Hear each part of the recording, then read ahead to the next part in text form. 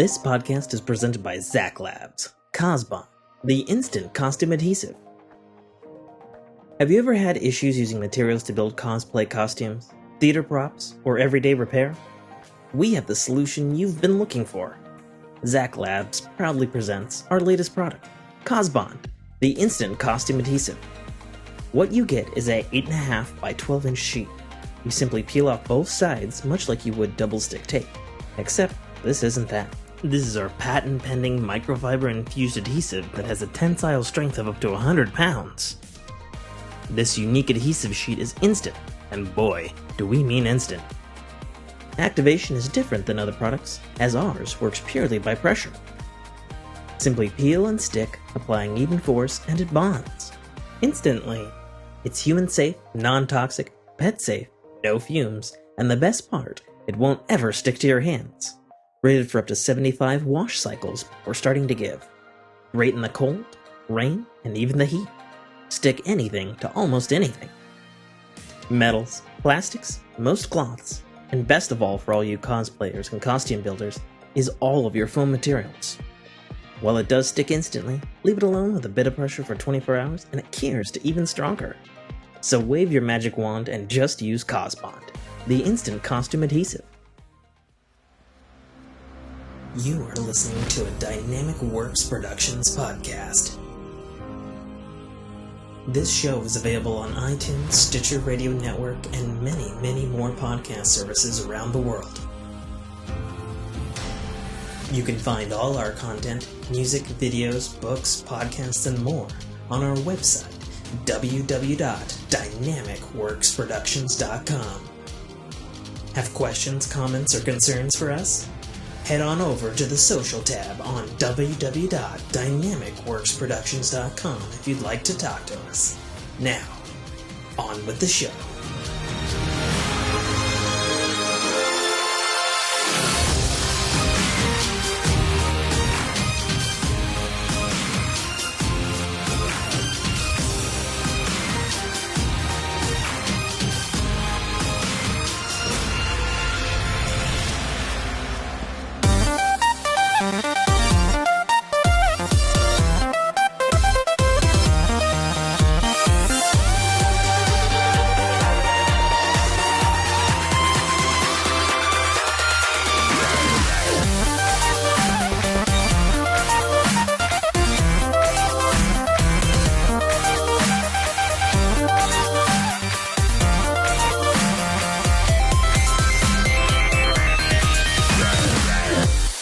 What's going on, everybody? Welcome to another fantastic episode of the Fork in Your Ear podcast. I'm your host, as always, author, podcaster, gamer, Tim K.A. Trotter. Joining us in the background, the peanut gallery of noise, Mike's dog's Pete, is, I guess, drinking water and simultaneously playing with his bowl because he's a puppy. And no, he knocked it. He just upended the bowl. Oh, he just upended it. So upended it, yes. Okay, so you just have a puddle of water on the floor now? I just have a fucking puddle of water in my office now. Yeah, great. Super great. Don't you have carpet there? Yeah, not fun. Shit. Okay, well, is he at least licking the water out of the carpet? Oh, he's a dickhead. Oh, Pete, come on, buddy. And of course, obviously joining me, as always, is the Buster of Knuckles, the Blister of Listers, the goblin throwing fiend, Mike List. Hey, what's up, Tim? Nothing much. Just yeah, I woke up really hungover. Are you? Yeah. I mean, I'm okay now. But I woke up and I was like,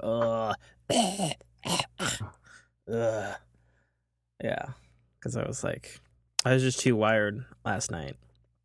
To give our Fork fam a little bit of a tease, myself and Mike, we've got another project that we've been working on for a couple of weeks now, actually. And we'll just say that it's related to the finding of paths, and leave it at that. Yeah. So we've got some more work to do on that, but hopefully we'll be able to show off something with that. Sooner rather than later. Yeah, that first one was kind of tough. It was really tough. Yeah, it was really tough. But I think it got way better towards the last hour. Personally, like it just seemed like there was more of a groove and whatnot. But anyway, enough about that. We're gonna not be spinning any rings this week. We're just gonna kind of plow through the technology and entertainment and any life if we want to share it this week. Because the thing that occurred last weekend, which we didn't talk about because Mike was devious and was plotting with my girlfriend, actually. I don't know what you're talking about. You know fucking goddamn well what I'm talking about. E3 happened last weekend and over a couple of days. And my original plan to at least talk about one press conference, which would have been going on during our usual record time, was kiboshed because Mike was like, "Oh, they called me into work and I have to work Saturday." And I should have known something was up. I guess this is my life topic right now. I should have known something was up because we did this secret project. We started working on the secret project 2 Fridays ago, and I should have known something was up because he was talking to me to like midnight my time, which is like 3 his time, and I have a general idea of when you go to work, so I'd assume you would have gone in at the same time. So I should have known something was up then. But alas, it was late for me and I was tired anyway, so I didn't put anything together. And then I was like, okay, well, we'll roll one of our extra shows that we have in the can for such things, which I did a bit later because my original plan of getting that out Saturday didn't occur because it's like, oh hey, a buddy of mine, another Mike of mine, was like, hey, let's come on down and we'll go to Dave and Buster's. And I was like, okay, cool. And then my girlfriend was like, well, I can't hang out Saturday. Like, I have to go make these like awards for the kids because it's graduation week for all of her little kids in her school that she works at. And to my eye, like, because she works for basically Nazis, I was like, okay, that sounds like something shitty her work would pull on her, making her do extra work on the weekend and not getting paid for it. Sounds right. So I was like, okay, well, I'll go hang out with my buddy Mike and his soon-to-be wife, and we'll go to Dave and Buster's. Sounds good. I don't see them too often. And my other buddy Brock was like, hey, texted me in the morning because I'm officially the ripe old age of 30 now. So people were like, a bunch of people started texting me like Saturday morning. And even though my birthday's on the 12th, people were texting me on Saturday. They're like, hey, happy birthday, man. I was like, wow, this is really weird. And it felt like one of those things, like I woke up and there's like a bunch of voicemails and text messages from a bunch of different people. But it was like on Saturday, and like typically I'm the person whose friends forget his birthday. So I was like, okay, this is a little weird. So I kind of felt like maybe it was like Facebook had like got my date wrong and was just telling everybody to wish me happy birthday or something, And then like Brock showed up and I was like, what is going on? Okay, cool. I guess he's coming with me to Dave & Buster's. And then another buddy of mine, Jason, like showed up and I didn't know, like I hadn't talked to him. So he just like showed up in the place and I was like, what the fuck are you doing here? And then he's like, am I late? And I was like, late for what? And then he's like, and then Brock was like, good job, you fucking idiot. Good fucking job. And then I was like, wait a minute, I suspect shenanigans. And another couple people showed up. And then I think when most of the people showed up, I think I texted you and I was like, you sneaky sneak. you sneaky sneak. Yeah. Now on my side, Tim's girlfriend Jessica sent me a message and she's like, hey, I need help. And I'm like, what? And I was like, what's up? And she's like, Tim's birthday's coming up. I'm like, this I know. And she's like, I'm gonna do a birthday party for him, but it has to be on Saturday where you usually record Fork in Your Ear. And I'm like, what do you need me to do? And And she's like, I need you to come up with an excuse of why you can't do the episode so we can do a surprise party for him. I'm like, I think I can help you with that. And she's like, good. And I was just like, what do I say? And I was like, cool, I got this. I have to work, Tim. And Tim was like, oh, that fucking sucks. And I'm like, yeah, it sucks, right? Because it's like, totally sucks. I could totally buy that. And then Tim was like, oh man, well we got episodes in the can because we do. We got the very first time I played. We have a couple more episodes of the very first time I played the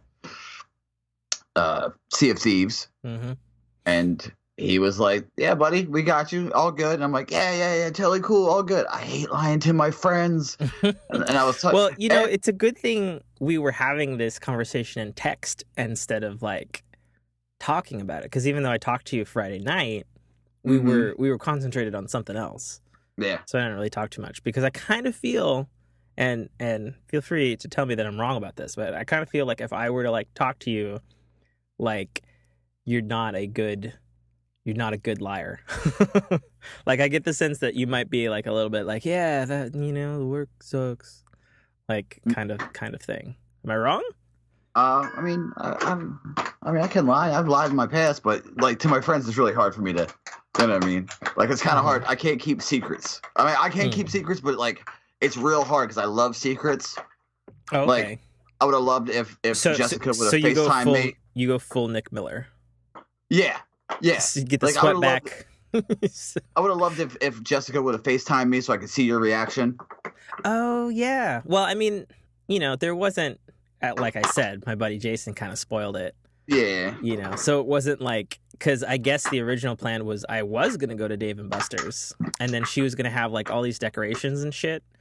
But Jason fucked that up. So we ended up just like, okay, it is a surprise party. You have other friends coming and stuff. And then she came, and then she started yelling at everybody to help her with decorations and shit. And she had cake, and she had like this whole like Mexican taco spread thing going on, and we just like hung out and drank, and someone was just like a dinosaur. Oh yeah, that was actually pretty great. Buddy of mine, Robert, I think he's been on Fork. If not, he's been on my other podcasts.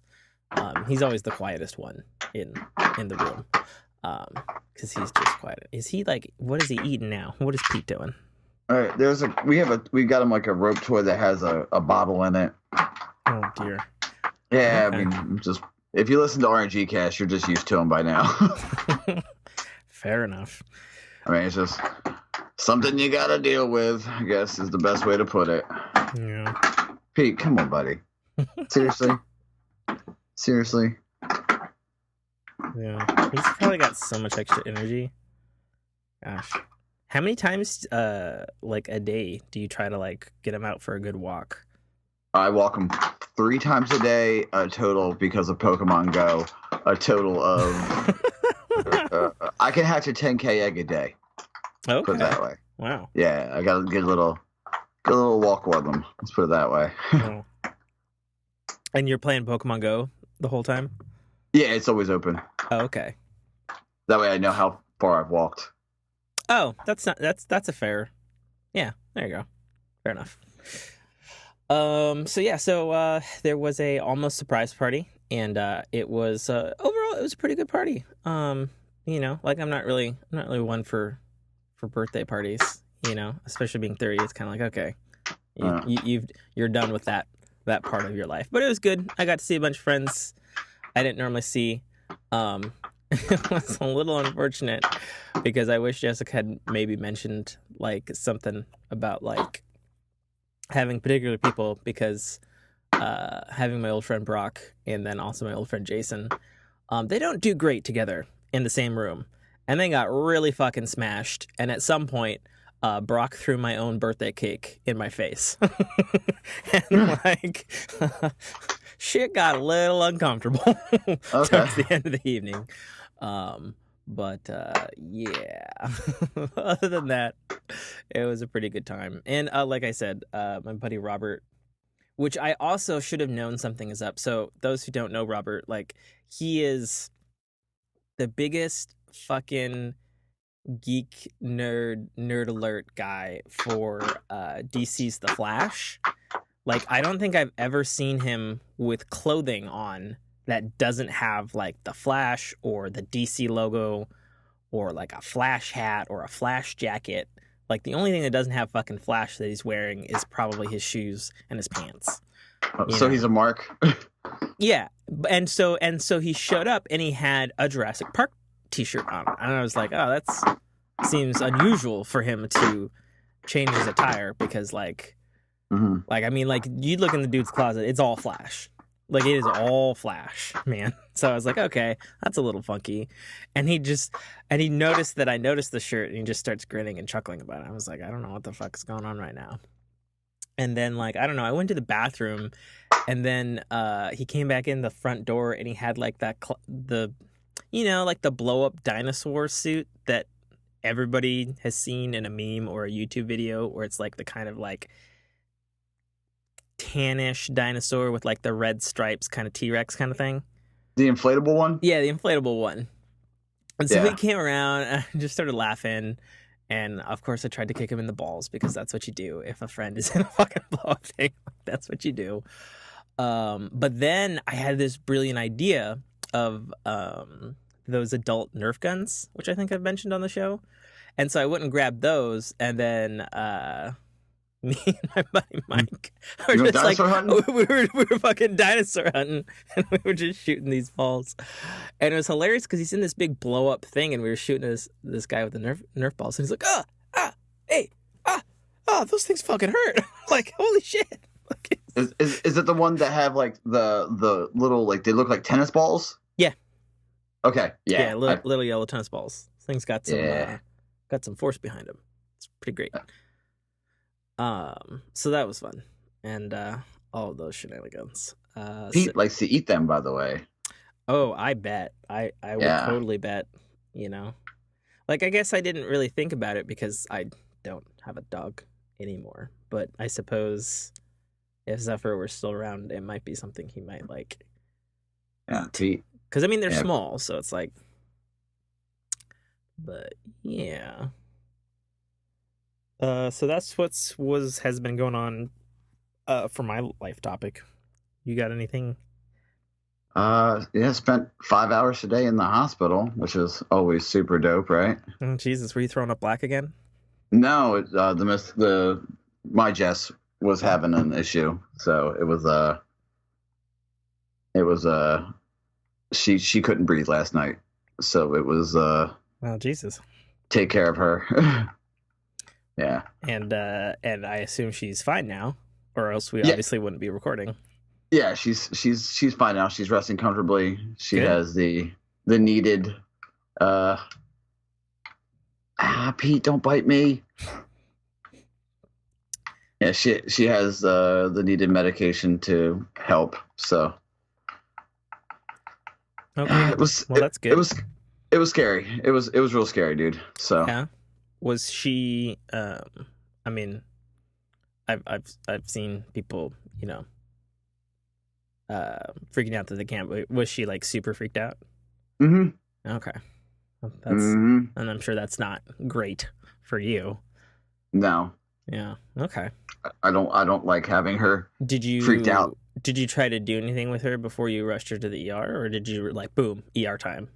I mean, I was just like, are you calm down, breathe. I was just talking to her, trying to like get her to calm down, and then I was like, we should go to the ER. And she's like, let me just go to the bathroom and see if that helps. And I'm like, I don't know how that's gonna help, but okay, cool. And then she was like, okay. And then she walked down and she was like, we should probably go to the ER. I'm like, yeah, we were gonna go to the ER anyway. So I spent 5 hours in the ER, pushed back recordings of RNG and Fork, sadly. And now I'm here, so everything's okay. Okay. Well, but, yeah. Keep us all posted, obviously, Yeah. Wish her the best. I will. Something yours. Definitely some changes are going to have to happen. Okay. Well, that sucks. That sucks. Your Saturday has been rough. Yeah, rough as shit. Yeah. But she's fine now. She's, like I said, resting. She didn't sleep at all. She slept maybe 45 minutes last night. Oof.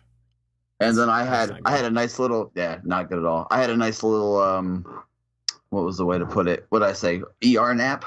I fell asleep in the room, sitting down. Yep. With I had my legs full kicked out, and I guess my legs fell asleep as I went to sleep. As I was sleeping, and when I woke up from toes to ass cheek, I was pins and needles. Does that suck? I hate how body parts fall asleep. Like, I get that there's like a circulation thing, but it's still so fucking dumb.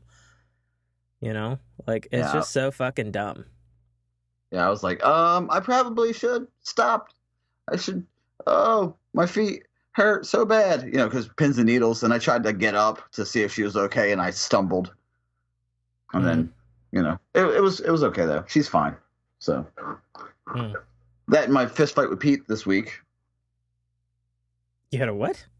Remember when I texted you? I got to a fight with Pete this week. Oh, yeah. Yeah. He ate my butter dish. Yeah, and it was a glass butter dish, right? Smashed it in his jaw. Just Jesus Christ. Yeah, he's got some power. Well, yeah, I mean that breed. Besides all the energy, they're a tough ass breed. Yeah, he's a monster, and I'm. I assume he broke it because like it tasted of butter, so he's like, nom nom nom, right? Yeah, we use like organic butter that we get from like a farmer's market, so it's super good. Like, ooh, so it's a little bit sweet then too. Right? Yeah, it's that's the good butter. It's legit ass butter, yeah. And I mean, it's so good. I eat toast with butter on it.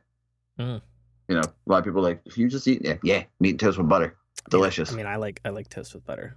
Yeah, so, but that's also how I was raised. Like being raised by the father that I have, it was the you have the toast with butter. Butter's on both sides, and then like maybe you have something on it, and then that too is also covered in butter. Like it's just like that's just how he rolls. Yeah. Okay. Well, I think that wraps up our life topic. We're gonna plow into entertainment quickly. So crazy news. So AT&T has officially purchased, or has officially been approved by the Supreme Court, their purchase of Time Warner. So they now own Warner Brothers and DC and HBO and, all of that stuff. So they own, they own DC Comics. They own, let's see, what else does Time Warner have in the, I guess they own The Matrix and, all the stuff that Warner Brothers has made and or acquired over the years. So that's a thing. That's a real thing. We've been, I think, talking about that for a couple of years now because they tried to buy them, but then the Supreme Court was like, no, that's too big a monopoly. And now I guess not. I don't know. But I know that is it's an impetus because they're Comcast has, and we've talked about this too, but Comcast has put forward even more money in their bid to buy Fox, because I guess on July 12th is when the deal with Disney is supposed to close or not close. And like Disney has like $48 billion, but in stocks to buy Fox, and Comcast has thrown $58 billion in cold hard cash at Fox. And so nobody knows which way Fox is going to jump. There's even some rumor speculation that maybe Fox will get like diced up and bits and pieces of it will go to Comcast and Disney. Which I kind of think would be terrible, to be honest. Like, I can understand it going that way because Fox is like in the position of like, oh, we are wanted. Let's make as much money off of this shit as we can. And obviously, I would imagine Disney would, if it is a split, they would throw all the money at getting back X-Men and Fantastic Four, because that would complete the Marvel family back over at Disney. And obviously Deadpool. Yeah. But at the same time, it's like, I kind of feel like, Simpsons has been around forever, and there's, all the Family Guys and stuff. Disney has a long history with animation. So even though they're way more adult than anything Disney would make, I feel like they would be in a better home over on Disney. You know what I mean? Just from that legacy. So, but I don't know. It's still up in the air. But for right now, Time Warner, AT&T owns them. It's done. It's done. So that's the thing. And good news in entertainment, Thought canceled shows Lucifer, which was also on Fox, even though it's hilariously a DC property because it's a DC comic book. It was canceled by Fox, which was sad for me because I thought it was a fun ass show starring, Lucifer, fucking devil. It has been officially picked up by Netflix. So it's getting a season 4, and the lead actor was like, "Hey, we are not on a PG-13 Fox network. Prepare for a way more darker season 4." And I'm like, hell yes. That sounds great, considering you're the fucking devil. I'm like, so that sounds awesome. And then I don't necessarily watch the show. Like, I've seen it in reruns here and there sometimes, but Tim Allen's Last Man Standing, which got canceled by ABC because, I don't know, apparently 7 seasons wasn't enough for them. It has gotten revived over on Fox, the TV network, properly. And I guess it's premiering in October again for their season 8. So things once thought dead, are coming back, which is kind of a great thing, in this day and age, because it's like, if this was 10 years ago, like, if it's dead, it's dead, like fucking Firefly, it's dead. It's sad. We're all sad about it still. Super sad. Yeah. But now it's like, okay, well, The Expanse, dead, but now Amazon has it. So I don't know. It's a real funny world as we push into this video on demand ever more increasingly world. But now getting to the big meat of last week is the E3 2018, the video game extravaganza where all the new things are announced and or shown or at least talked about. We're going to go through each press conference and hit on what they talked about, and it'll basically be like, we don't give a shit, or we give a shit and we'll talk a little bit about it.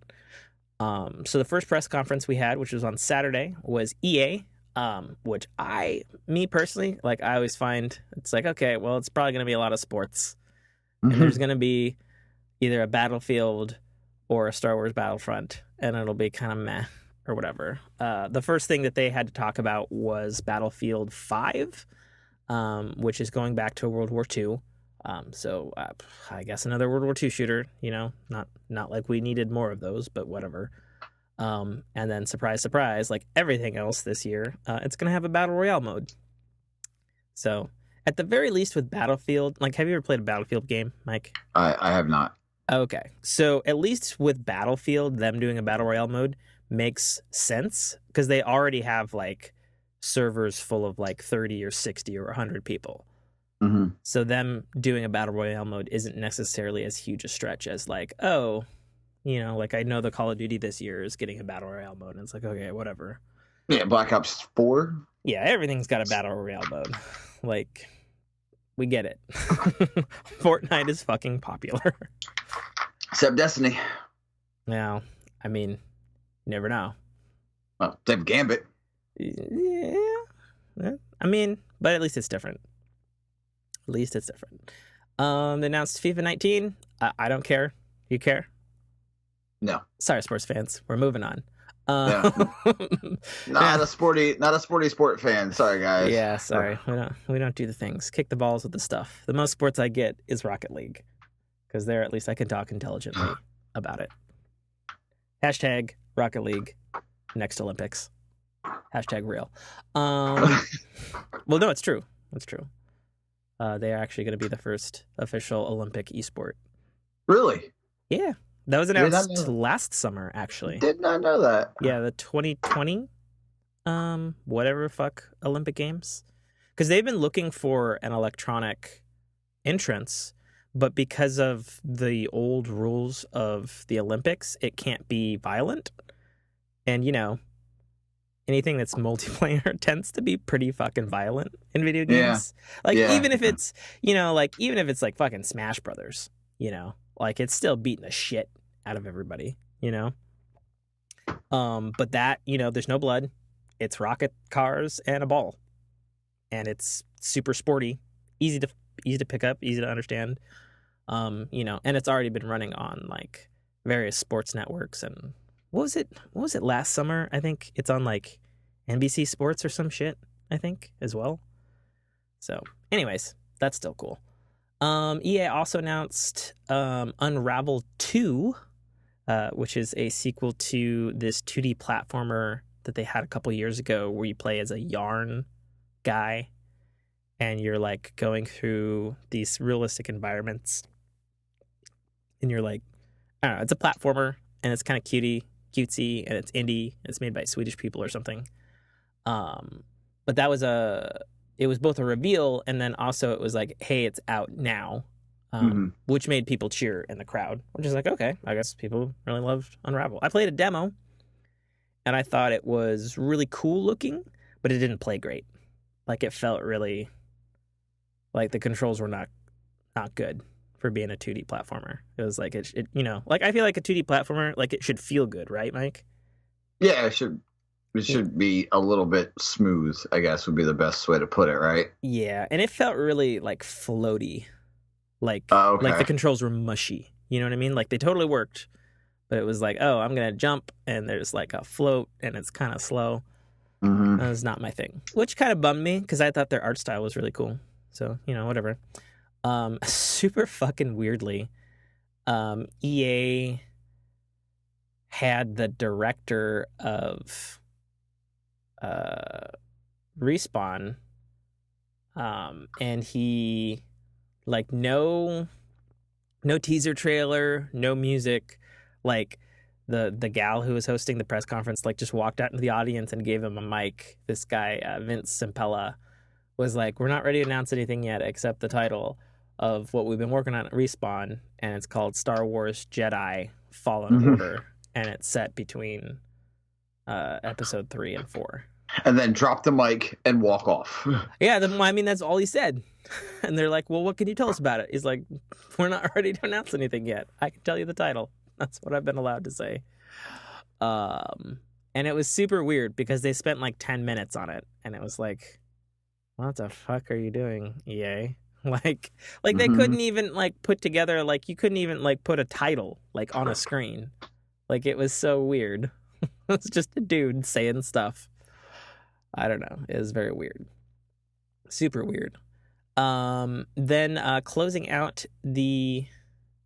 Oh, actually, no, there's one other thing. There's this really cool looking indie game called Sea of Solitude, and it has this kind of neat art style, and I think it's kind of open world, but it's like, it's psychological or something, and it's like a girl, and she's running around the city that's like getting flooded by water, and she is like she's like turning evil or something, like battling with demons within herself. It looks kind of groovy.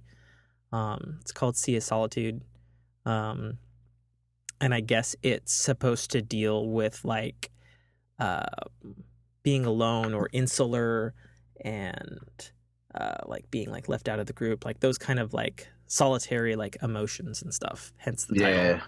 But it looked neat game wise as well. Like, it's got a neat art style, looks artistic, looks kind of fun.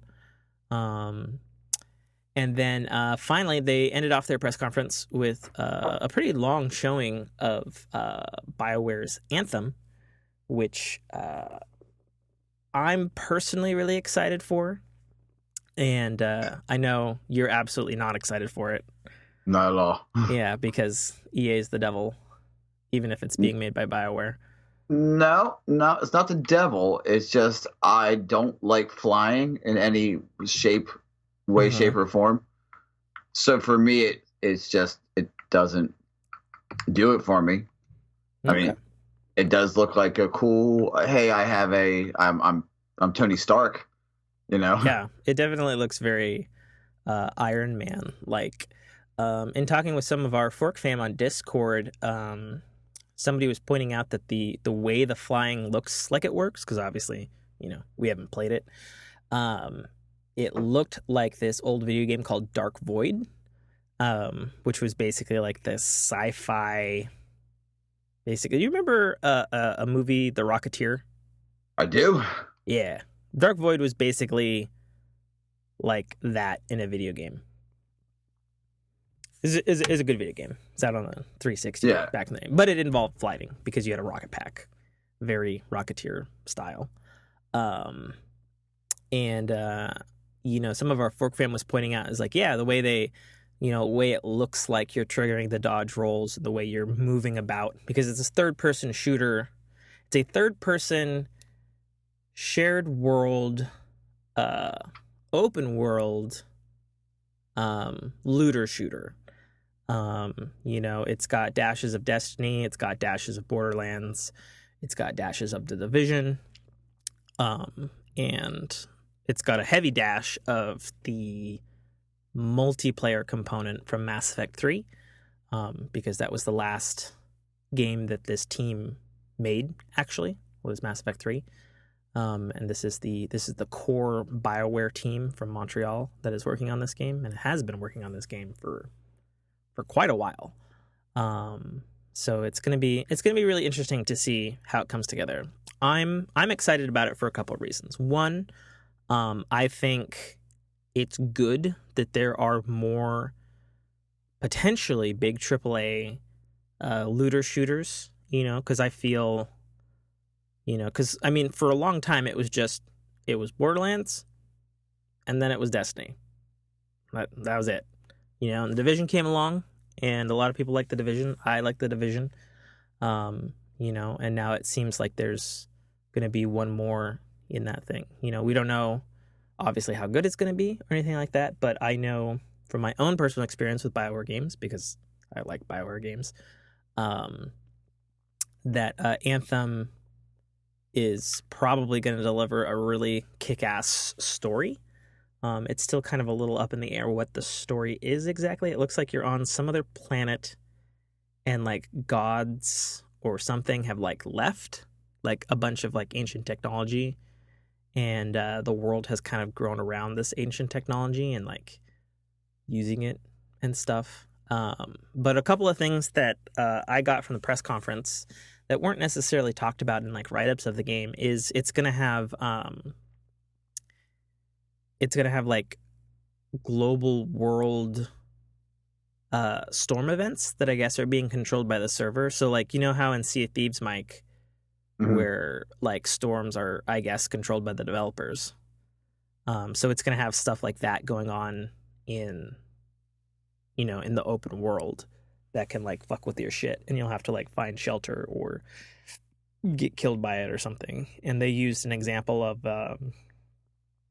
basically like this giant like hurricane, but that was also like, I don't know, it was like electrical or something.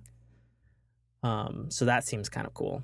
And it is 4-player co-op looter shooter. An interesting thing that they showed off this year compared to last year's reveal was the way the progression system works. It looks like, as opposed to being tied to, you pick a class and you make a character, and you are that class and character for the remainder of the game. You pick a pilot, as you call them, because you pilot these mecha suits called javelins. And the javelins are class-based, but your pilot has his own skill tree. So it's like you have one character, and then you can swap between the different javelins or classes at will. And it also looked like each javelin could be really, really customizable as well, which seems pretty cool. So it's definitely one to watch. I've got a keen eye on it because flying around like Iron Man in like a groovy sci-fi world seems rad to me. I'm just, Yeah, I know. It's not for me, man. Yeah. I dig it. I dig it that, everybody, it's one of those things I get, but it's just, I cannot for the life of me get into it. Flying and I don't get along. I've never liked flying. Yeah. In any game. Yeah. So. But yeah, I understand, Yeah. Yeah. I was thinking about that because one of the things is totally off topic, but I was thinking about like your distaste for like driving and vehicles and stuff in general in video games.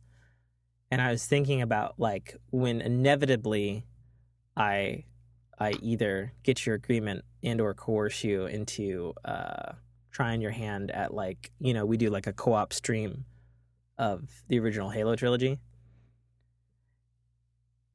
Like I always, because there's a significant amount of vehicles in the Halo games, and I was kind of thinking about in and whiff. What does that mean? That is a poor sequence of words, Tim.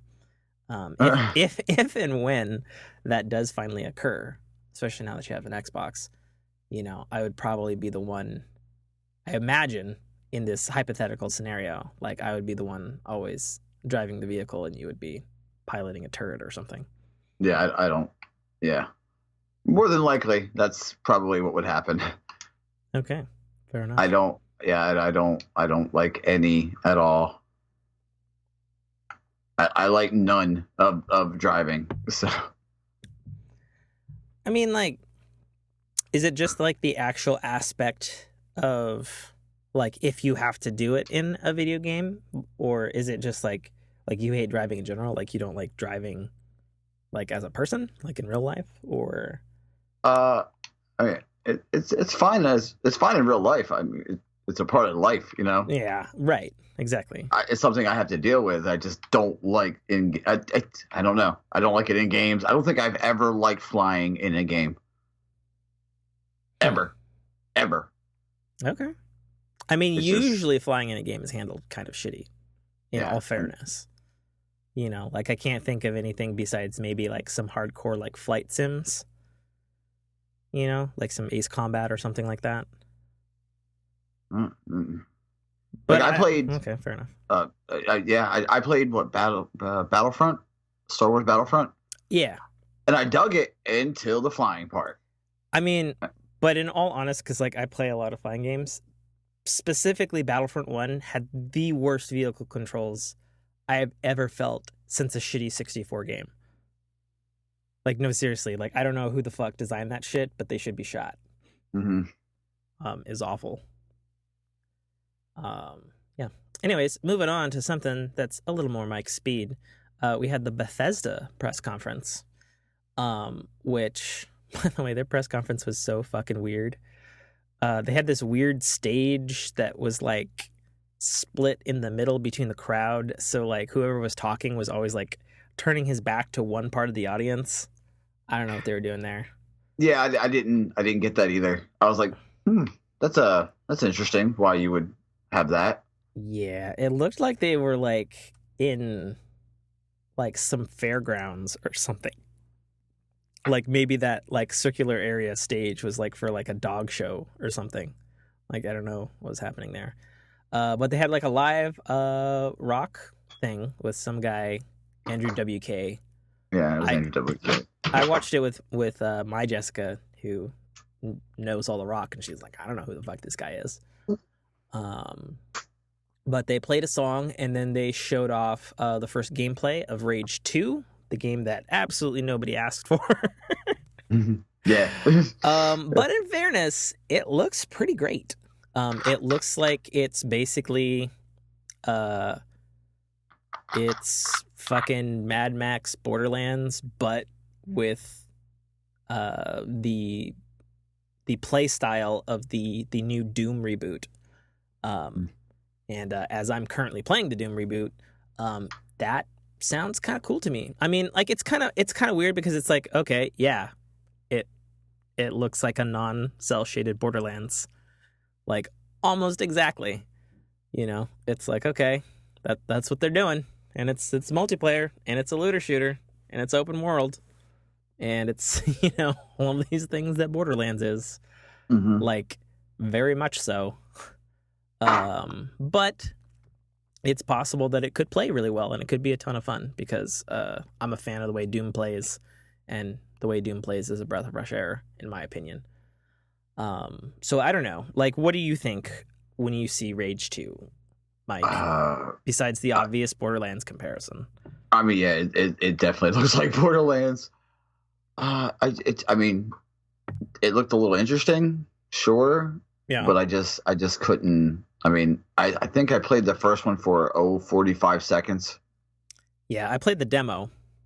And even then, I was like, okay, this is kind of like it's like a serious Borderlands. And then I was like, this serious tone doesn't fit the Mad Max style. It really doesn't. And now they've gone the opposite direction tonally, and it's like, okay, we've got our punk rock and our pinks everywhere, and ridiculous gore and like crazy weapons, and so it's like, okay, let's get silly is what it is the path that they took, I think. Yeah, I mean, I'm curious about it. Like, I'm gonna definitely watch a video review and read a review when it comes out, because it's got two great video game studios working on it. It is working on it in cooperation with Avalanche, the makers of the Just Cause games, and ironically, a Mad Max game that they did a little while ago as well. So it's like, okay, I see what you did there. So I don't know. It'll be interesting, and I think it'll be interesting to see if it's gonna sell, because so you have Anthem and you have Rage 2 joining the open world looter shooter genre next year, in addition to what's already here. So it'll be interesting. It'll be interesting to see if people play it, I guess, is what I'm looking at. Yeah. And then no gameplay was shown, but they announced Doom Eternal, the sequel to the rebooted Doom, and it looks like hell is invading Earth. And more Doom is good Doom in my book, because I'm loving this Doom reboot. So bring it on, is what I say. Mm-hmm. Did you ever play or try the demo for the Doom reboot, Mike? No, I didn't. Okay. I thought it was like, you don't aim down sights.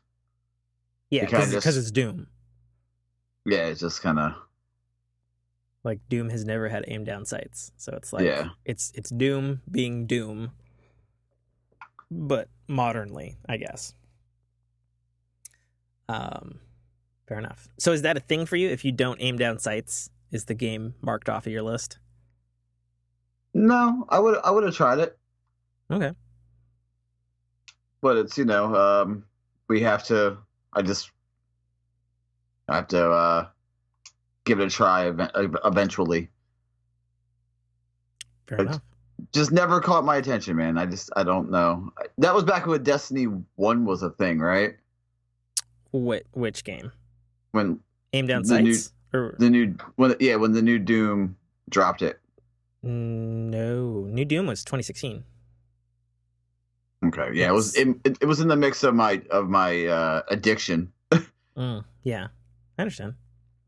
Yeah. Well, I'll let you field this next one, Mike, because I feel like you know everything about it. Oh, are you talking about Fallout 76? Yeah, the thing you texted me repeatedly throughout the fucking E3 conference, flipping your fucking shit about. Yeah. I'm super, super, super stoked about Fallout 76. I do like Fallout 76. I like all Fallouts. Mm-hmm. It's one of the really great.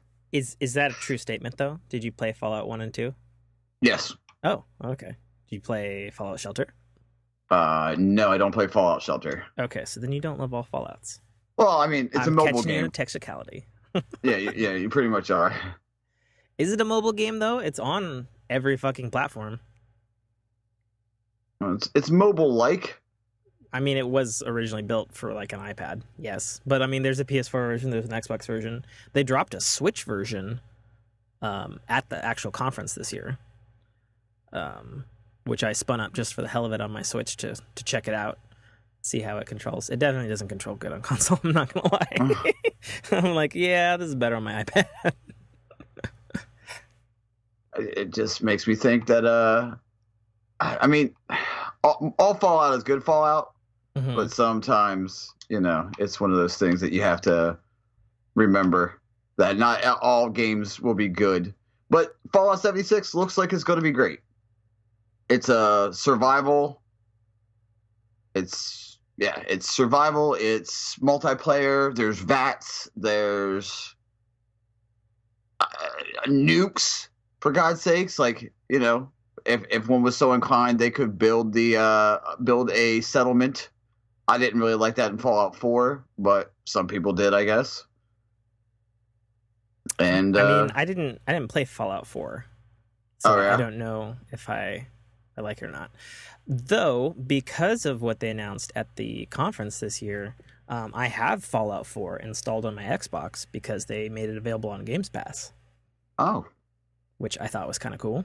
So I'll check it out eventually, I guess. Probably before 76. I mean, have you played 3?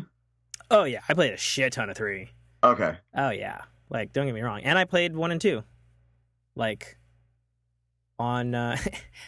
I played 1 and 2 on the computers that they were designed to be played on. Like, let me put it that way, Mike.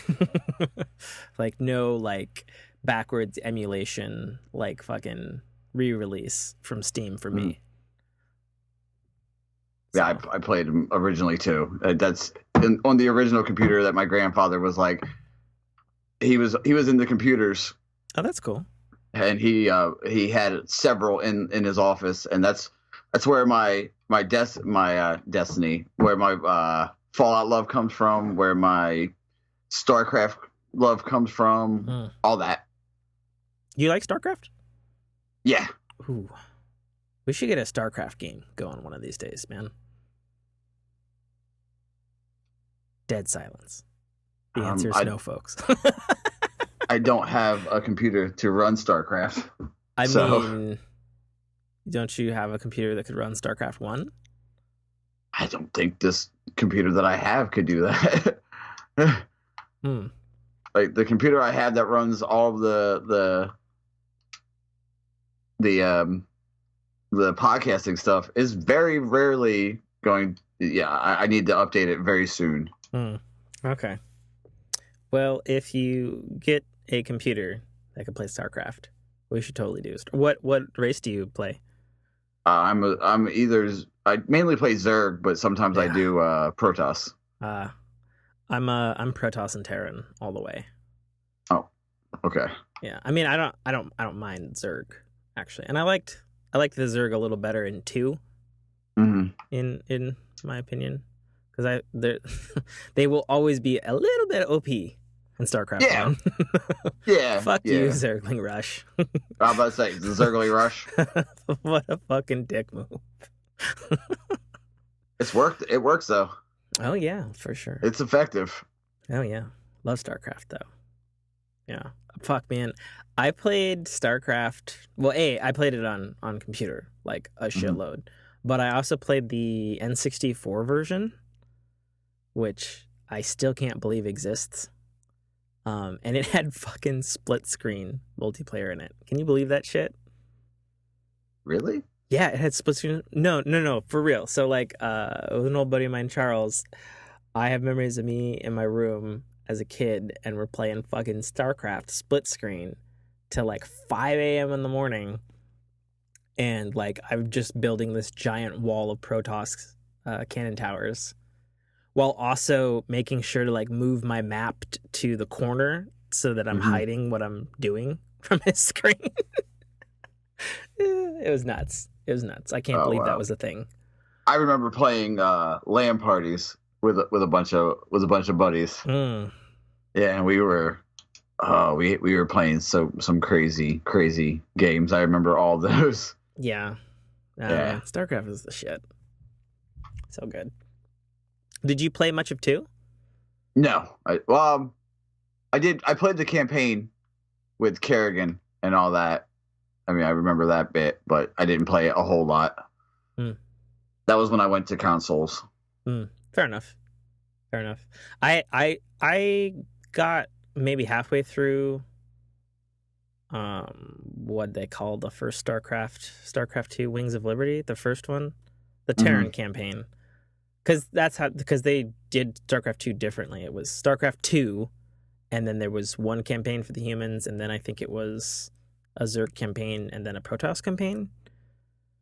And they each added like a bunch of stuff. But I only played the first campaign. But I never finished it because I actually had a little bit of a hard time running it on the computer that I have now. Or no, it would have been my old computer. Yeah, I had a little bit of a hard time running it. Like, and it was kind of weird because like it would run it really good for like a while, and then it just wouldn't. like I don't know what to do here. But anyway, back to Fallout 76. We got way off topic. So what's different about this Fallout, Mike? What sets it apart from Fallout 4 and 3? Well, it's only 25 years after the bomb dropped, and you were the first vault, which is 76, that lets people out to repopulate. So it's the earliest we've ever been able to play as players. Okay, so it's a prequel. Yeah, in essence. Okay. Is there anything else that makes it particularly special? It's a mild survival multiplayer. That's what I was looking for. That's the big thing. Is that Fallout 76 is multiplayer? Yeah, I mentioned multiplayer. Oh, I thought you would have had bigger fanfare for it. I mean, I've been waiting for it for a while. It's just something that needed to happen. I'm super excited for it. That I get to play people. I get to play with my friends, and like I said earlier, nuke people. I can drop a fucking nuke on you. If you cause ruckus, I will drop a fucking fiery death sun upon you. That sounds pretty great. Yes, it does. It sounds like it's going to be a hard thing to pull off, though. You're going to need like a bunch of key codes. You need 5. And you'll have to like, I'm sure everybody will be fighting over key codes. Oh, I'm sure. But I also like the fact that it's like, you can blow up a town and that town will be gone from the game for everybody. And I'm like, that sounds high concept and risky and kind of rad. So that's pretty cool. I think the thing that stands out to me for 76, besides the multiplayer, is that it's Bethesda Game Studios. It's their first multiplayer game. And I think it'll be interesting to see how they handle Fallout being multiplayer, considering there's, everybody's like, oh, that you should make Elder Scrolls multiplayer. And it's like, well, you have Elder Scrolls Online for that. And it's, it's fucking Skyrim Online. It just feels a little bit lighter than Skyrim, just ever so slightly. But I know they keep adding expansions to that. In fact, they had an expansion, another one for Somerset Isles, yeah? Yeah, Somerset Isles. So they just continue to, they got Morrowind in there now. They got they have a substantial portion of Tamriel in Elder Scrolls Online. And everybody says that they keep getting better.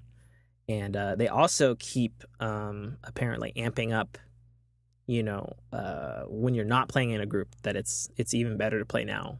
Single player, actually, now, is what people are saying about the most recent expansions of Elder Scrolls Online.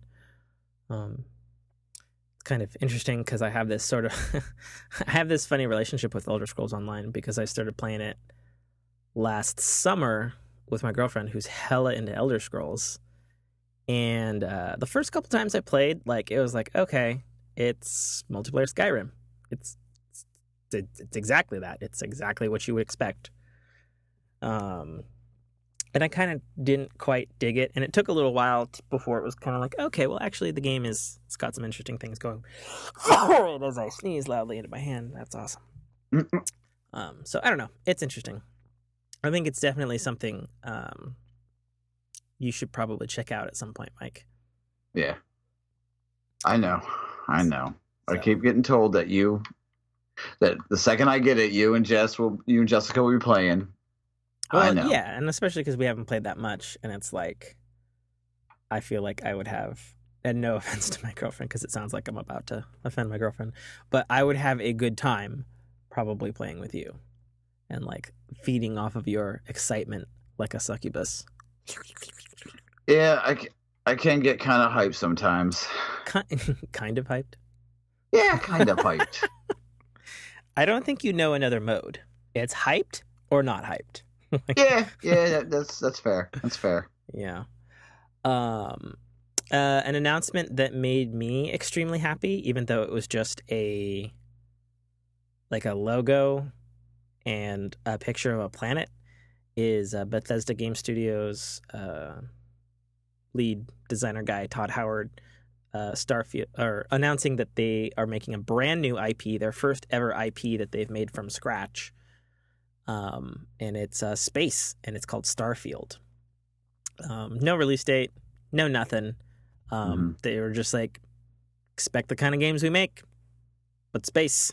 And I'm like, ooh, that could be really fucking interesting. Because one thing that I really loved the Alien DLC in Fallout 3. And I was like, man, these guys need to do a space game. Like, Zeta? Mothership Zeta? Yeah, Mothership Zeta. That was so rad. I loved that campaign. It was so good. So I'm excited about that. Obviously, we know literally nothing other than it's space, and it's these guys and that type of game that they make. So it's like, yeah, I don't know. I'm not entirely sure what to expect. Like, I don't know whether it'll be like, you get one planet, or maybe you like pop around from planet to planet. If it'll have like space travel or space flight or something. Like, I mean, we don't know. We just don't know. We don't. Are you excited for whatever it potentially could be, Mike? Oh yeah, I mean, I love Bethesda games. It's just I'd like to see what they did. I like what they do for fantasy. I want to see what they do for space.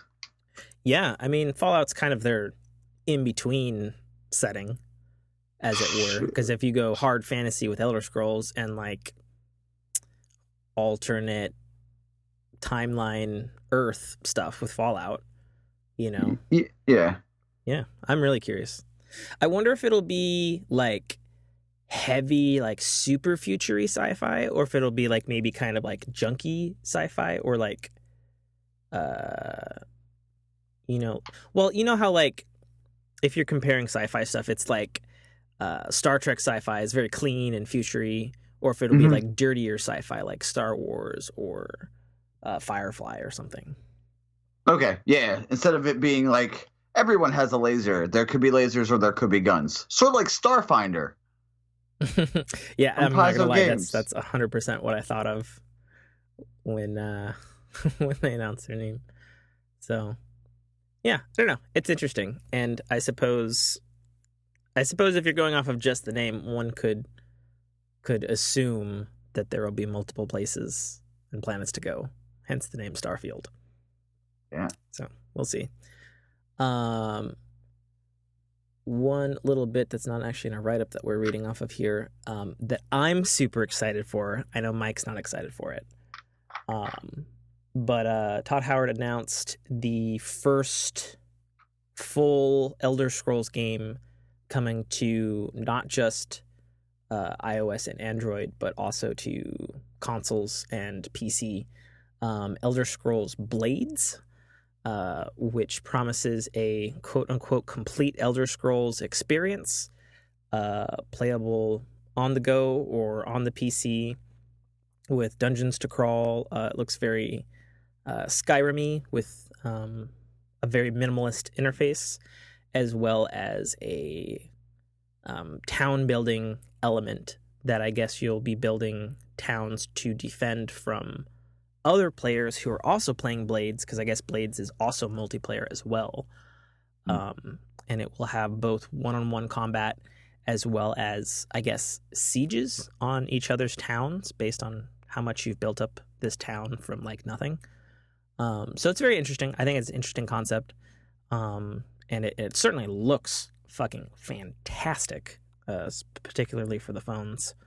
It's going to launch on phones in... was it September, October, I think it is.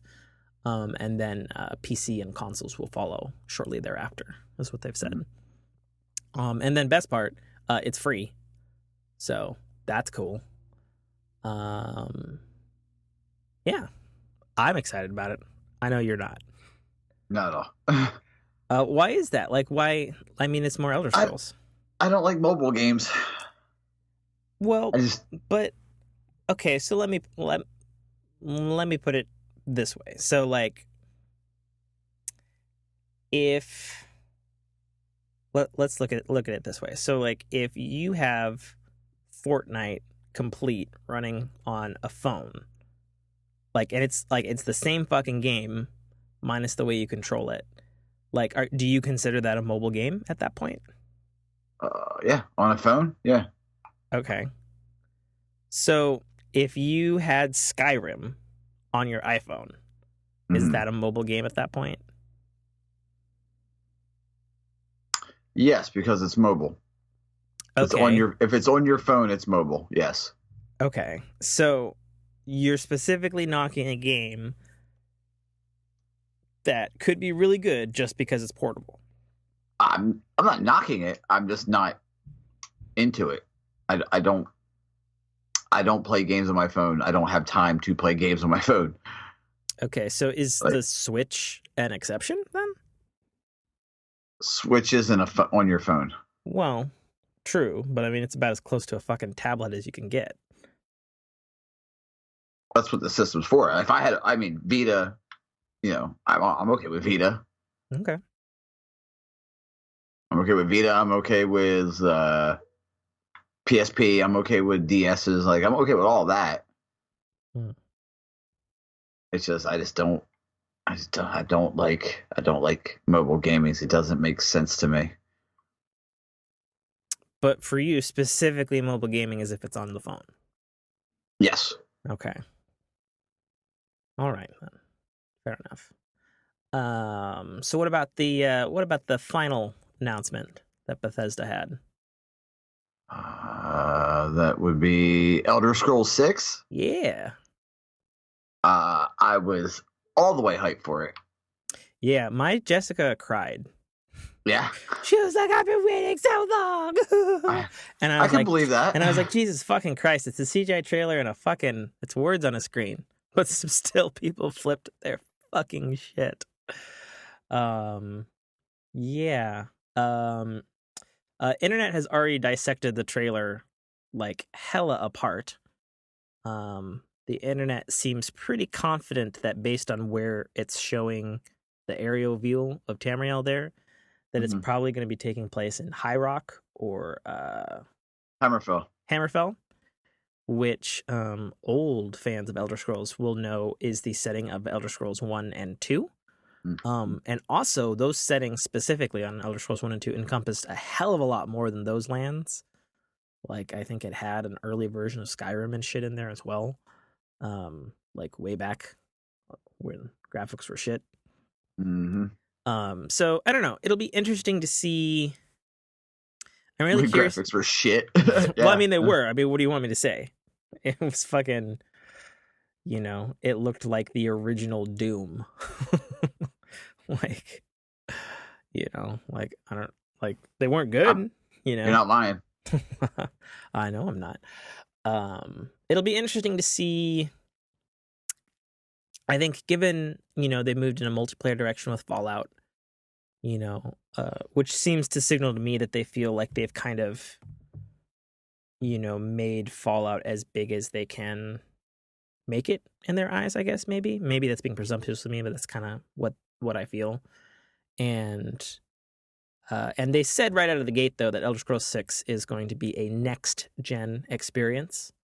So I assume that'll be on, PlayStation 5 and Xbox whatever. And not to expect it anytime soon, because they did announce Starfield, which I imagine that they've been working on since. They've probably been working on the beginning of time. Yeah, they've probably been working on that one a long time, and they even said that they've had ideas for this game for a long time.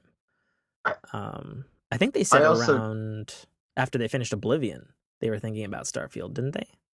Yeah, I also dug the fact that Todd Howard was like, for the special edition for Fallout 76, he made he was like, yeah, you can get a map. It glows in the fucking dark. I thought that was great. And you also get a very cool power suit helmet. Yeah, oh fuck, what's that faction called? The Brotherhood of Steel. There we go. Yeah. Yeah, we see it. We're on the same page. I was like, oh, this is so good. Yeah, my only caveat to that is, like, I got the Pip-Boy edition of Fallout 3. Yeah. And that fucking Pip-Boy was, like, just so... Like, it looked like what it was supposed to look like, but it's just so low quality. You know? That's just me, and I realized that was, like, almost a decade ago now. No, yeah, I mean, no, you can say that, because I've seen it. It didn't look like how I wanted it to look, and I mean, they made it seem so cool with the voice modulation and all that, and I was like, please just let me please, let me hold it, let me touch it. Yeah, I mean, don't get me wrong.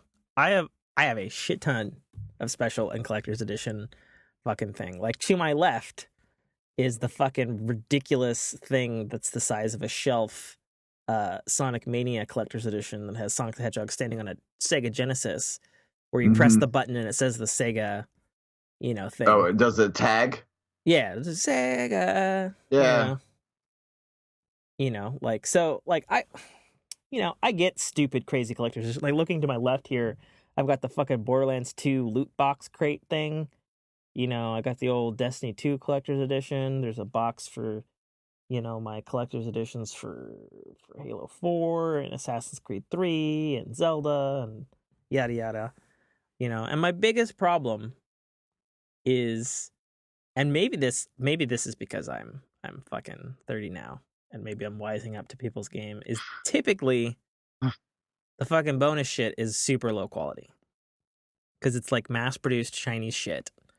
Yeah. And it's like, it looks cool, but it's like, you can't do anything with it. Like, it's like, if I look to my other left, which is kind of stupid to say because everything's to my left at this point, because I'm in a corner of the room, like, I see my collection of amiibos, from Nintendo, and it's like the build quality of those is hella fucking good. Like, I've beat these guys around in a box, not on purpose or anything, but it's like they're tough. Whereas if I look at, like, the Fallout, the Pip-Boy, or I particularly remember the BioShock Big Daddy statue that came with the collector's edition, and I took it out of the package and it was broken in the package. And, like, I complained, which I think was a thing at the time, to the guys who made it, and they're like, we've got another shipment coming, and they sent me another one, and it was broken in a completely different way, and I was like, okay. What are we gonna do with this? Yeah, so I have two broken Big Daddy statues. Oh, God. Like, I didn't break, it's like, okay, the shit's just not. So when it's like, oh, it's a helmet, I'm like, it's gonna be broken. That's just how I feel. So you're telling me I'm gonna break it? All right, cool. Yeah, thanks. I'm telling you, it's gonna be broken when you fucking open the box. That's what I'm that's what I'm fucking telling you. So I don't know. I have mixed feelings on collector's editions, even if they're, like, cool looking. It's like, a helmet, like, it's totally cool. It's like again, going back to helmets, Halo 3 came with Master Chief's helmet. And it had this, like, awesome fucking stand, and it looks hella fucking great. But the great joke that's now a meme on the internet is that it's, like, the size of the helmet. Like, everybody's like, oh yeah, you can put the fucking helmet on your face. Yeah. But in reality, you can only put it on, like, a cat's head. Like, it's fucking small. So it's like, I just hate when they hype it up, and then whatever it actually isn't quite what it is that they've hyped. That's all I'm saying. Yeah. But yeah, Elder Scrolls 6. It's coming at some point. Elder Scrolls 6. I think it'll be very interesting to see how it plays and turns out, given A, how many Elder Scrolls there's been, B, how typically there's a pretty big leap in how the game plays and technology and all that stuff. It'll be interesting to see what they take from the new Fallout games and whatever Starfield is going to be. But I'm pretty sure it's probably 3-4 years out. I would guess. Maybe, I don't know. That's probably a safe guess. Yeah. Yeah, because if they said next gen hasn't even been announced yet. Yeah. I imagine next year they'll probably announce next gen. Would be my guess. So, yeah. I mean, I just got this caught up with all this gen. I don't. Yeah, that's true. That's true. So next press conference, which I want to say I didn't even know was actually like a conference, was Square-Enix's. It was 30 minutes. It was 30 minutes. Yeah, you could take a shit longer than their conference. Yeah, like I was driving home from Seattle in traffic, and I was like, "Oh, cool! I'll put on the Square-Enix conference, and I'll like watch it while I'm in traffic." And I wasn't home yet, and it was over, and I was like clicking the button on my phone, like, "Wait, did the stream die? Oh no, it's over." No, Shit. Did you blink hard? Yeah, I did. Did you eat a taco? Because if you ate a taco, that would have been enough. I blinked hella hard. So do you care about anything that was in the Square-Enix conference? Kingdom Hearts 3. I mean, I do love the Kingdom Hearts, but it also was a old. It also showed the old thing of it, the old footage. Yeah, that was super weird. So Square-Enix had a conference. It was 30 minutes. Nobody got on stage. They just rolled a video. What? Okay. They did a Nintendo Direct with live people. What? Why? Why even like rent? I don't know. I'm not Square-Enix. I don't make these business decisions. That was probably the biggest, like, what the hell are you doing, Square-Enix, was that they showed the same footage they've been showing for like the last 2 months of Kingdom Hearts 3. Like, no new data. Like, at all. Because they already announced the release date, like, a week before E3 for whatever reason. So it's like, I'm not sure where they were going. Like, why? Because they felt that they needed to have a big presence because they had a huge presence the last couple of years. Like, it felt super weak. And, and I don't hate Square Enix. Like, I play Square Enix games often. Huge fan of Final Fantasy 15. And particularly the one game, which is their big game coming out this September, Shadow the Tomb Raider. I'm a huge fan of the Tomb Raider reboot games. Like, I fucking love those games. They're so fucking good. And this one's in, I don't know, the Amazon or something. And like, it looks like Laura can like muddy herself up and like blend in with the environment, like all stealth, like fucking guerrilla Rambo style, which sounds rad. And she fights tigers and panthers and shit. And I'm like, yeah, I'm there. Let's go. Tigers and panthers and shit. I mean, it's fucking Lara Croft. She's fucking, she's a video game badass. That's the whole point, And there's gonna be tombs to raid. And I love the way the games are designed for the new Tomb Raider reboot. Because and here's how you know the new Tomb Raiders are good is because multiple games have ripped off their style now. Yeah. Horizon Zero Dawn, 100% basically a Tomb Raider game. And then what was there's a game recently. Motherfuck. Oh, the latest God of War, even though God of War has a complex fight system, the way the world is set up and how you do stuff, it's totally the Tomb Raider style. So it's like, the developer really put their foot forward and was like, hey, people are liking this fucking style of game because people are fucking copying it. It's like it's like with Borderlands, and obviously Destiny took some shit from Borderlands, so it's like, people like this kind of game. They had another game there, Babylon's Fall. It's like, I don't even really remember what it was about. I'm gonna have to click a thing just to see what it's about, and it doesn't even have any data. That's awesome. Way to go, website. And they showed. I guess the big thing for me as a Switch owner is the release date of Octopath Traveler for the Nintendo Switch. That's out on July 14th, I think it said. That was the day after my birthday. Oh, cool. Happy birthday, bro. If you like JRPGs, it's in July, but thank you. If you like JRPGs that are like 16-bit in style, like the old days, but with like a cool kind of 3D spin on it, it's got a unique art style. Mm-hmm.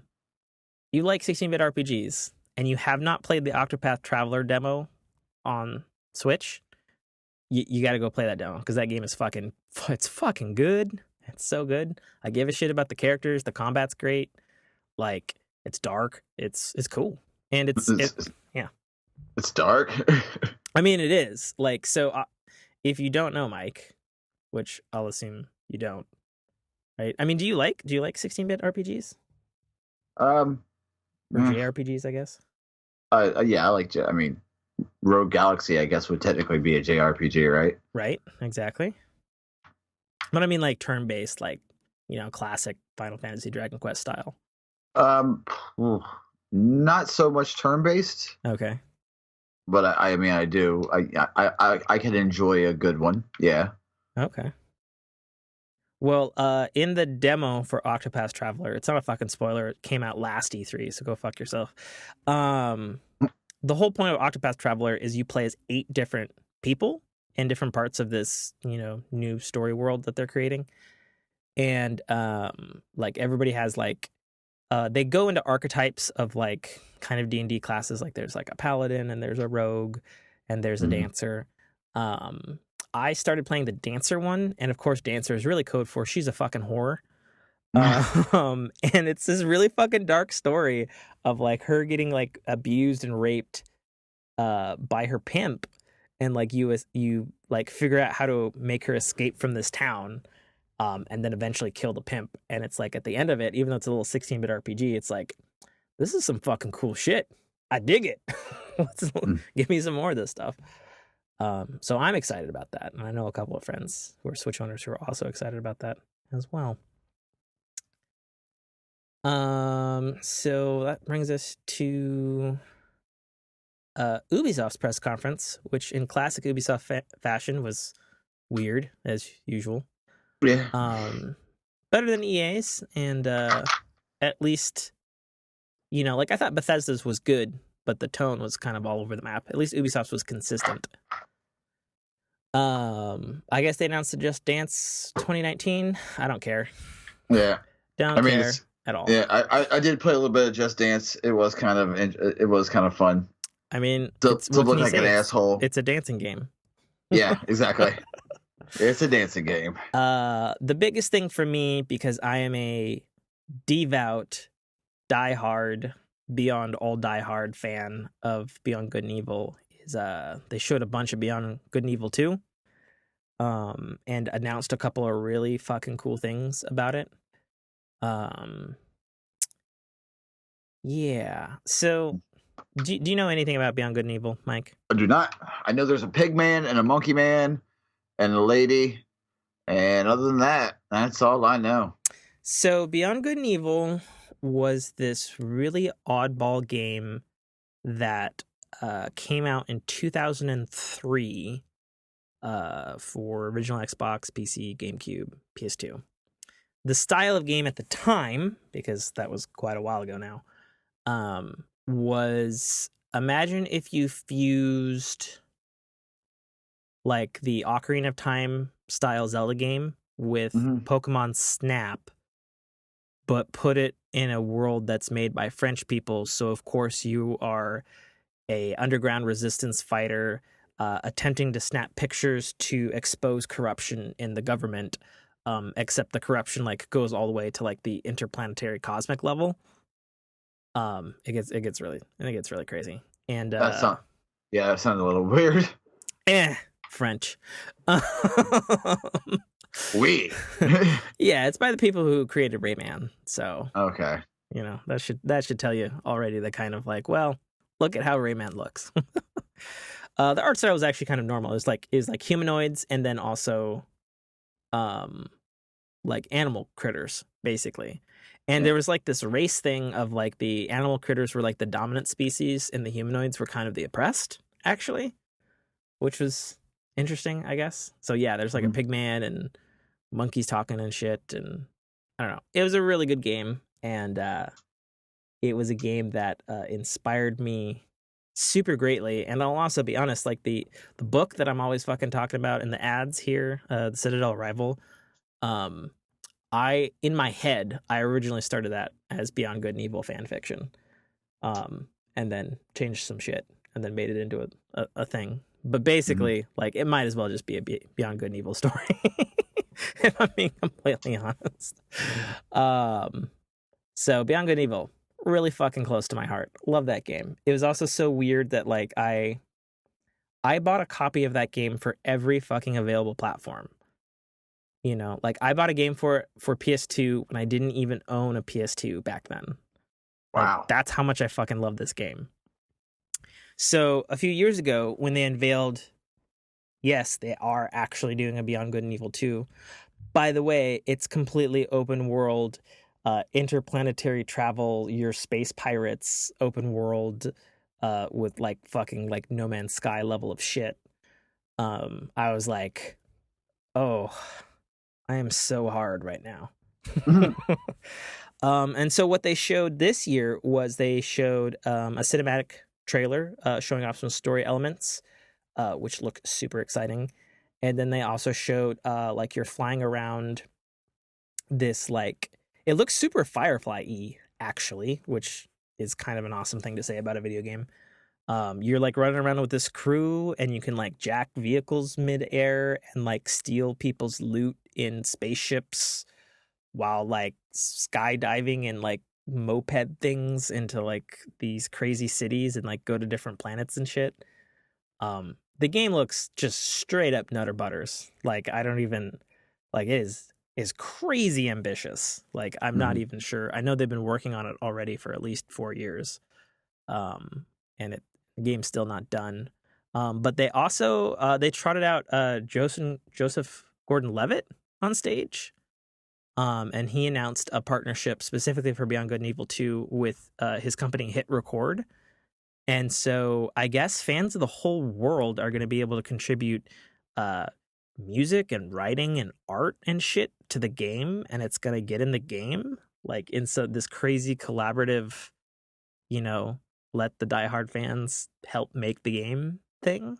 Like it's nuts. Like I've never seen a game like this attempt so much, and then also be like so outreaching to the community that obviously wants it. It's pretty crazy. Did you watch any of the Ubisoft stuff there, Mike? I did not. I was at work. Okay. God damn it. Because I was gonna pass it off to you because like my vocal cords are dying. Yeah, well, I mean, I just want to let you know something, Tim. My voice is a little, my throat's a little sore right now from the project that we've been working on. Oh yeah. Yeah, I'm definitely gonna have to work my pipes up a little bit, I guess would be the best way to put it. Because you could always go like dial it back 50%. I could, but that's not my way. It's like I said earlier, all hype or no hype. Yeah, the Mike way. Yeah, pretty much. I mean, I'm just gonna gargle this then because fuck it. I mean, I could, yeah. I can say I did see Skull and Bones. Oh yeah, how that looks pretty good, right? It does look really good, actually. Yeah. Did you play the Assassin's Creed 4 Black Flag? I played Black Flag. Yeah. Yeah. Did it not look like a crazy, more fantastical version of that? It did indeed, and I was so ready. I was so happy for it. Yeah, I also looked like it was also because I remember when they announced this game, 2 years ago, as like a specifically an online only non-single player, and it's just ship combat. And now it's like, oh no, it's a crazy fantastical Assassin's Creed 4 kind of game, but like with even more crazy pirate depth. And like it's kind of in history, but it's also like a little bit more fantastical. And they showed like erupting volcanoes and crazy stats and stuff. And like I don't know, it's looking really good. It's looking real good. And as you know, us key honchos here at the Fork in Your Ear podcast, we love us some fucking pirates. We do love us some pirates. Yeah, so Skull and Bones for us is. I think that might have been the. I think that's the only Assassin's Creed game I played. That's fair. I mean, I never finished that game. That game is so big. You know, and I guess it's kind of a problem with Assassin's Creed, to be honest. Like, each game gets like 2 times the size bigger than the last one, and it's like I'm so behind on Assassin's Creed games. It's stupid. But it looks really good. Like, I love the style. The art style looks incredible. It looks like so Pirates of the Caribbean, like in a good way. You know how it's that really detailed, like, here's as much visual pirate shit design as we can throw on the screen. You know, to you, like, looks great. So I'm looking forward to that. No release date.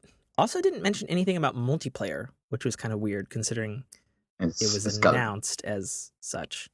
It's got to be multiplayer. So, yeah, I don't know. Yeah, I would think so. I would think if anything, you know, they're gonna go after Sea of Thieves blood. Good luck. Which I'm okay with. Like, I'm okay with that. The game's super fun. It is.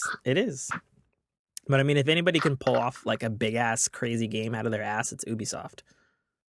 You know, because that's what they do. I didn't expect to like or even be interested in this game that they were showing, which has this really silly name, Starlink Battle for Atlas. But I've watched a bunch of videos for it, and I watched their press conference, and then they also announced that, I guess, Star Fox is going to be in the Nintendo Switch version. And I was like, okay, I like Star Fox. Tell me more. It's really weird for me because, like, I guess they announced it last E3. And now it's coming in October, I think. And it looks good. Like, I'm interested in it, and people are saying really good things about it. And it's like, it's kind of hard to describe because so it's basically a third-person shooter, except you're using a spaceship, but the spaceship can like circle, strafe, and shit. You know, just like if you were a regular third-person shooter, but you can fly. But you can also like leave orbits of planets and like re-enter other planets almost exactly like No Man's Sky. I don't think it has procedural planets. At least that's not what I saw or read.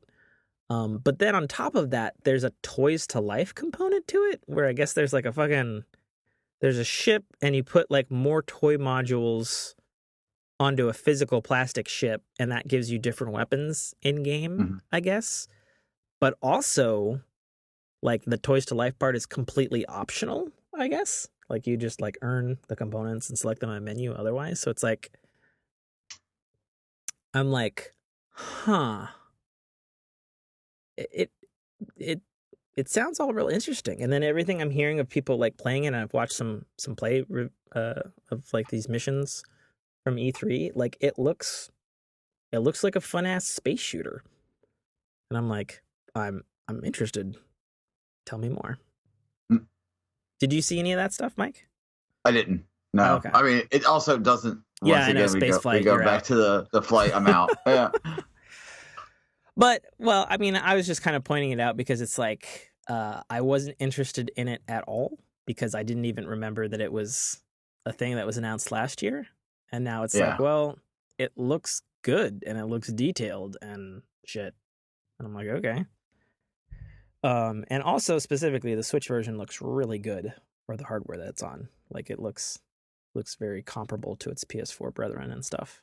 And then, of course, to no one's surprise, they showed off Assassin's Creed Odyssey, which takes place in the, Greek Athens times. And it looks really good. Actually, might be the second one I play. Yeah, it looks really dope. Also, for the first time ever, you can choose between playing a male or a female throughout the entire campaign. Previously, I want to say the London one, Assassin's Creed Syndicate, had missions where you could switch between like a brother and sister, but you couldn't play as a female like the whole time. Whereas this one is the first one that you can, which has a lot of people, including my girlfriend, super excited because the female fans have actually been asking for that for some time. And then also just like compared to some of the other settings of Assassin's Creed, because some settings are a little more interesting than others because of history and stuff. It's like it's the height of the Roman Empire and all of this, crazy Greek shit. So it's like it looks cool. And I guess you're playing, I think they said you were a descendant of like Achilles or some shit like that. Something like that. And it's going to have fucking Spartans and shit in it and boat combat, and it looks even more RPG inspired because last year's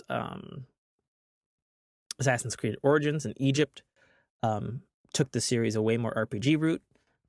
Still haven't played it, even though my girlfriend owns it. I don't know why we've never popped that in. I don't know, whatever. But a lot of people are really stoked for Odyssey because of the setting. And I think the setting looks really good, especially for an Assassin's Creed game. Yeah. The biggest no-show that was rumored that pisses me off, there was no Splinter Cell announcement. You like Splinter Cells? Where the fuck is my Splinter Cell? Do you like Splinter Cell?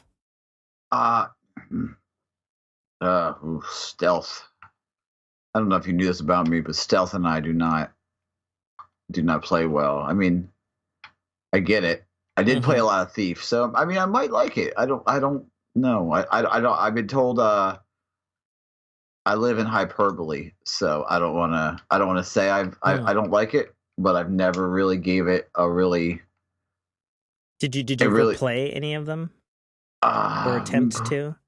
Probably attempted to at one time, yeah. Do you remember which one? I don't remember which one. It was early.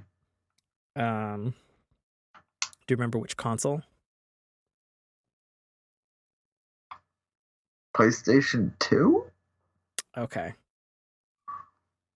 So I want to say probably a shitty version then of the Xbox stuff. Because they like ported the stuff to PS2 after the fact. And they were like, there's a pretty sizable power gap between the original Xbox and the PS2. And Splinter Cell was always kind of a showcase for Xbox. But yeah, I don't know. Like, they evolved a lot, and they got a little more actiony and stuff. But I have a special place in my heart for Splinter Cell because I played all of them to death.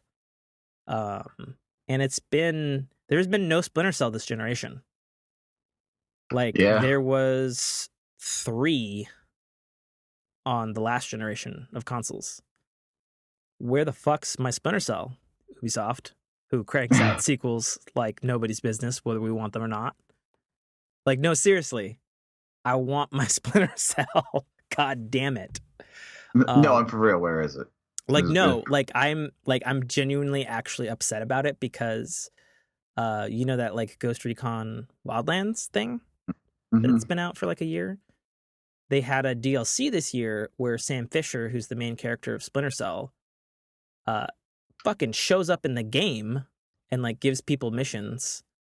And then, I mean, this doesn't necessarily mean anything to you, but I'll say it anyway. So Sam Fisher is voiced by Michael Ironside, who has RoboCop and all this sort of stuff. Super famous, very very particular, deep, gruff voiced man. And he voiced Sam Fisher in all of the games except for the last game that they put out. They tried to switch actors, which didn't go over well at all. And so here he is in a DLC, and he's voicing him again, and it's like they're doing fucking Splinter Cell again, and they're getting Michael Ironside back. Fuck yes. And now it's not here, so it's like, what the fuck? What the fuck?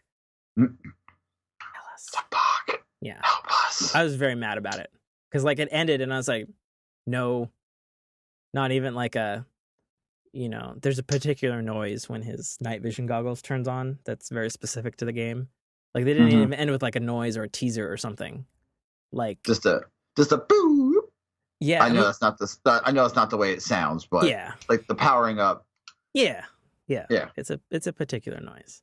You know, like, it's just it makes me mad because it's like they've been showing shit off for Beyond Good and Evil 2 for like a couple of years now, and there's no release date in sight. Like, just tell us it exists. Like, just give me hope. God damn it. Like, I don't get it. Don't tell us. Get it. Let us know what happened. So funny thing, in the thing that we're reading this off of, it actually doesn't have the Xbox conference. I noticed that. What the fuck?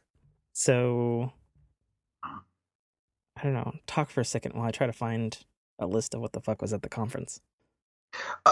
Yeah, I mean, I know for Sony that Nuo, whatever, was a game that brother Eli, who was on 2 weeks ago, he was really into the first one. He's actually quite excited for the second one. So I mean, that's something. Actually, to be honest, this was the very first E3 that I ever got excited for. Oh, really? Like I was like, okay, cool, I'm gonna watch some of this. And I mean, it might be because of the fact that I, you know, have this now. I'm on the show a lot more, so I know I had to talk about it. It could be you have this now. What do you mean? What this? What are you talking about? The fork. I'm on the fork a lot more. Oh, okay, gotcha. Yeah, like it's not. Yeah, it wasn't. Yeah, that's what I meant by this. I'm on the fork a lot more, so I knew we were going to talk about it as per our tradition is talk about E3, and then at the end of the year we do our countdown from 5 to 1 to 7 of all the movies we've seen this year. Yeah. Which we will make sure we do 10, 9, 8, 7, 6. We'll do that for sure. Yeah, it's just one of those, man. Like I was actually into. I mean, we were texting each other, going, "Hey, man, this is interesting. What's going on?" Oh yeah, that's true. Yeah. So we have to always remember that we have to watch and see what's going to happen. Yeah, because it's interesting. I don't think it was quite as exciting as last year, though. Overall, last year, everybody was on fire in some way or another. I think, yeah. But okay, I've got a thing. Excuse me, for the Xbox conference here. It's not in sequence though, but it's got all the stuff. I think personally of the conferences, even though I think Sony brought 4 big games and they showed a lot of them, but their conference was weird as fucking shit this year. I don't know why. I think Microsoft basically stole Sony's playbook from last year because they just showed a shit ton of fucking games that I'm interested in. Like they just like bam, bam, bam, bam, bam. Here's just us like shooting off cannonballs, you know. So Xbox started off the conference with this trailer that was like showcasing a game engine demo, and it was showing like wildlife and shit and like people grazing and like realistic shadows and muds and stuff. And it's been rumored for a while that it's like, okay, so the Forza Horizon guys are going to make a new Fable game, which is Microsoft's sort of RPG, Elder Scrolls, Zelda-ish equivalent, which a lot of people like, including myself. And they're showing off all these like beautiful foliage and stuff, and it's like, wow, this game world looks really cool. And it's like, this is totally a new Fable. And then it shows like some ancient writing on a wall, and it's like, oh, it's a new Fable. And then it shows like some like rhinos, but their like tusks look weird, and it's like, okay, not Fable. Totally not Fable. Not Fable. And then it shows like a camp with like some Marines, and they're walking through some grass, and it's the camera's like zooming out, and then boom, you see Master Chief's helmet. So it's like, oh fuck, this is Halo, holy shit. And then the Halo fanfare music kicks on, and then it shows the camera zooms out like all the way, and it shows a warthog driving across these cool wooded areas that look really similar to the first, basically the second level in the Halo franchise in Halo 1. So it's like super nostalgic, and it's like, oh my god, this game engine looks fucking unreal, beautiful and detailed and stuff. And it zooms out all the way, and you see that, you know, everything you've been watching is taking place in this huge open environment on a Halo ring, which, you know, that's what the game's called. That's, you know, important part of the game, those fucking Halo rings. And it's like, oh, holy shit. And then they drop the title Halo Infinite, and then say literally nothing else about it. No, yeah, they just drop the mic and walk away. Yeah, like no release date, no nothing, no, not even that it's coming to the current Xbox consoles that we have, like jack shit, which kind of pissed me off a little bit, because Halo 5 came out a long fucking time ago. And it is time for another Halo, but it looks like they're going in a completely new direction with the franchise. Mm-hmm. And this is everybody's guess. Like, I don't know this shit. You know, I don't know. For all I know, it could just be, oh, here's an impressive teaser, whatever. It appears that they're going open world with it, which, for me, as a Halo fan, I'm down with. Like, if they want to give me Halo Far Cry, fuck yes, bring it, I say, bring it. If that's not what it is, then I'll kind of be disappointed at this point, because it's like, well, why show me this cool ass engine that can like render cool trees and shit and wildlife if I'm not gonna like go explore? Mm-hmm.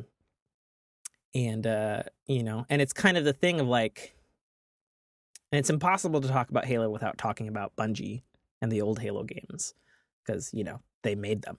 And it's like, way back on Halo 1, it had like some of the biggest environments. They weren't open world necessarily, but they had like big paths, you know what I mean? Yeah. And it made it feel like, oh my god, like this world is huge. And at the time, on the original Xbox, nobody had ever done that, especially in a first-person shooter. You know, Far Cry didn't exist then. It wasn't a thing. So it's like, it almost seems like it's perhaps coming full circle onto something that maybe Bungie had wanted to do then, but because of technology constraints was like, okay, well, we're gonna keep it more or less in line with classic first-person shooters, where there's, you know, corridors and cool environments and that sort of stuff. So if it is open world, I'll be super happy. I know you have nothing else to say on the Halo thing, because you have not experienced the Halo. I haven't played it.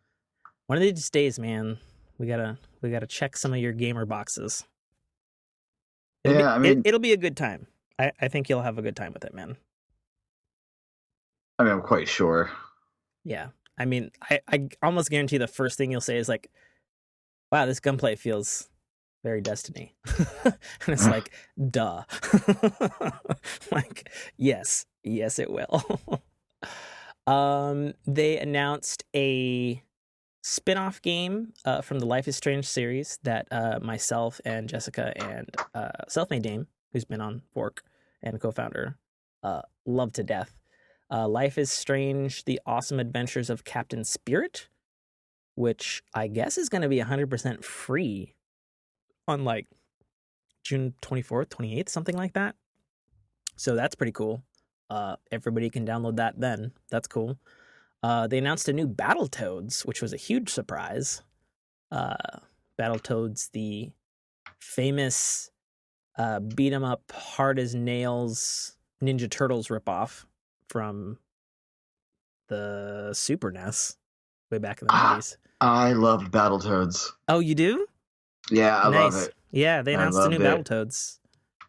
No, no nothing other than Battletoads coming soon. They had a new logo and stuff, so it's like, okay, they're doing it. They're doing it again. That's cool. Last year's famous Xbox exclusive Cuphead is getting a huge expansion coming next year. A lot of people are like, why is it taking so long? It's like, well, it's because Cuphead is a rare game that is hand-drawn animated, like with literal cells, like a Disney cartoon, like a classic Disney cartoon, and won all sorts of awards for its. I guess it's a fun game, but it's hard as nails. So that's coming next year. I know you freaked out because you do like Crackdown, and they showed that Crackdown 3 has a release date. I think it was like February of 2019, and I guess it's starring Terry Crews. Check that out, where he's gonna yell a lot and shoot like rubber ducky rocket launchers and shit. It looks silly and kind of great. Well, of course he's gonna yell a lot. It's Terry Crews. But yeah, I was as soon as it came on, I heard the voice. I'm like, "Is this Terry Crews?" Yeah, it's Terry Crews. Like, is this Terry Crews? Because if it's Terry Crews, I'm super stoked. I'm super stoked for it. And the rubber ducky launcher was really awesome. Yeah, indeed.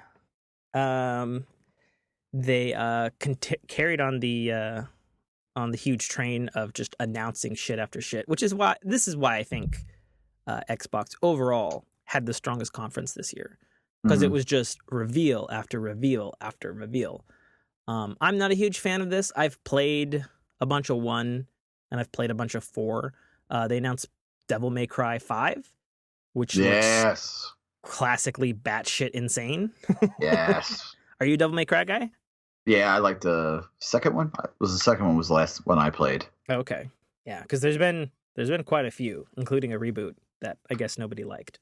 I played a little bit of the reboot. I liked it, but whatever. Yeah. So they announced Devil May Cry 5. I guess it's the original creator or director is back, which I guess was a thing that people complained about, I guess. Because they announced that Dante, the lead dude, is playable, as well as what's the other dude's name? Virgil, I guess. Virgil. And then some southern chick, because Japanese reasons, I guess. Oh, and one of them has a robot arm. And I guess they have a Scooby-Doo mystery van. Whatever. Like, it's like Devil May Cry is how I imagine. Like Devil May Cry is like Japan's Supernatural. Like that's kind of my allegory for it. So I don't know if that's accurate, but that's what I'm going with. Yeah. Okay. I mean, they fight monsters. I guess he has a family, right? Well, I mean, yeah, Virgil and Dante are brothers. There you go. It's Japan's Supernatural. Sure. I'll give you that one. They announced The Division 2. Big surprise. We all knew it was coming. It set place in Washington, D.C. I had a bunch of feedback from Dame about that because he lives in D.C. And he was like, oh my God, I don't need a map. They got it so right. So that's pretty cool. Here's my complaint about The Division 2. It seemed like there was like a couple of improvements, but it didn't. This is gonna sound bad, but it seems like The Division 2 is like their Destiny 2. Like it doesn't look like a brand new game. It looks like a 1.8 or a 1.9 kind of update. And I realized that they did a huge bunch of work in changing basically everything in The Division compared to the way it was when I started playing it. And I know a lot of people are happy with that. And that's fine to go off of building up a base. But for somebody like me who's like, I assume they want to capture my attention as like a potentially returning player, I'm like, okay, it's another city. You're fighting bullet sponge humanoids. You've got cool gear. Looks like the tactics are the same. Looks like the menus are kind of the same. okay. Like it didn't wow me. Like I know people are happy about it, but it's like it's not necessarily what It's not your style. Yeah, I mean, I'm not trying to be down on it because I'm definitely, going to pay attention to it and see how it reviews and that sort of thing. Cuz like I like the Division. I bought it day 1, I played the shit out of the betas. I tried to convince everybody else to be like, "Hey, Division 2 or Division um it's like Destiny and it's quirky and got some cool different stuff in it, you know." Mm-hmm. And I think it was good, but for me, the Division 1 petered out for me towards the end. Like the story didn't quite come together in the end. Like it had a strong story, but then in the end it was kind of like, well, I guess there's like a dude and he went bad or something. Yeah. I don't know. I stopped caring about the story by the end of the game. So I'm like, okay, well they started off strong narratively, but then I stopped caring for some reason. So they lost me. And then the other thing, and I realize that it's kind of a problem of the game that it is it's like, if it's like Destiny or Borderlands and you're pumping 1,000 bazillion rounds of damage into like some boss or something and he doesn't die, it's like, you get it.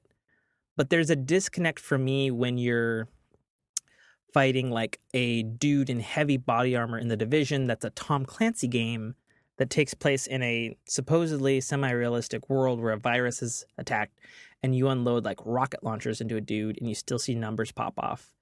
And it seems funky to me. Like, I don't like seeing a bullet sponge like regular human enemy. And I realize it's not like they can put in zombies or something like that because it's a Tom Clancy game. So I'm kind of at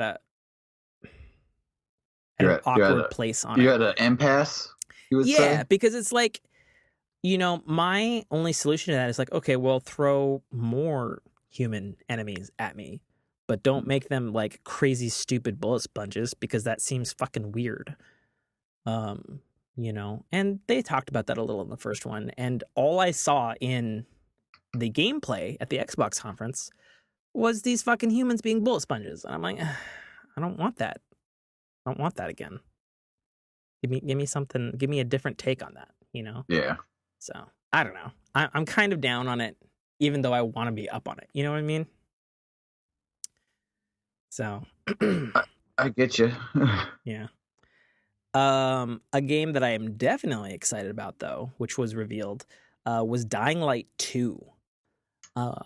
So how do I describe that? Like Dying Light basically combined a really fucking good zombie story with Mirror's Edge style of freedom of movement, but with Fallout level of RPG-ness, and also make it multiplayer and like a horror game.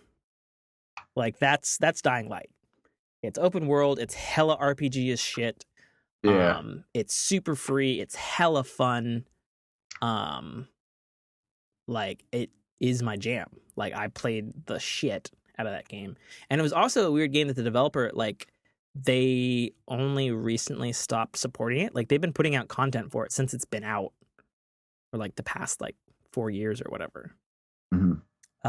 And it was a really good game to begin with, and it only got even better. And it's fantastic. I actually tried to get Jessica to play it with me because she's like, it looks really great. But this is gonna sound like a diss again on my girlfriend. I'm sorry, baby, if you listen to this. My Jessica, she loves horror movies and stuff. She digs the gore, digs the violence, all that sort of stuff. She digs like hyper violence and stuff in video games. However, like, she gets freaked out in horror video games. Like she can't deal. Like she was playing Dying Light and she's like, oh, you're a zombie behind me, and like puts down the control. And I'm like, come on, baby. Really? Anyways, I digress. I tried to play it with her, but she couldn't, because she wasn't for it. Yeah, because there's a mechanic in Dying Light, because it's, the name of the game. It's like during the day, like all the zombies are like slow ass Walking Dead zombies, and then when night comes down, like crazy fucking mutated fucking alien freak looking zombies come out, and they're like hella fast, and they've got like dead eyes, and they run at you like 28 days later. I'm about to say sprinters. Oh shit, they got sprinters, they got like crazy mutated lizard things that like climb up walls and like bounce from building to building like fucking supervillains. It gets nuts at night, which is why it's like there's this whole like Fallout kind of RPG survival mechanic of like holding up in a building, you know, while it's nighttime. Like it's really cool. It's so cool. It's a great game. I've spent a ton of time playing it.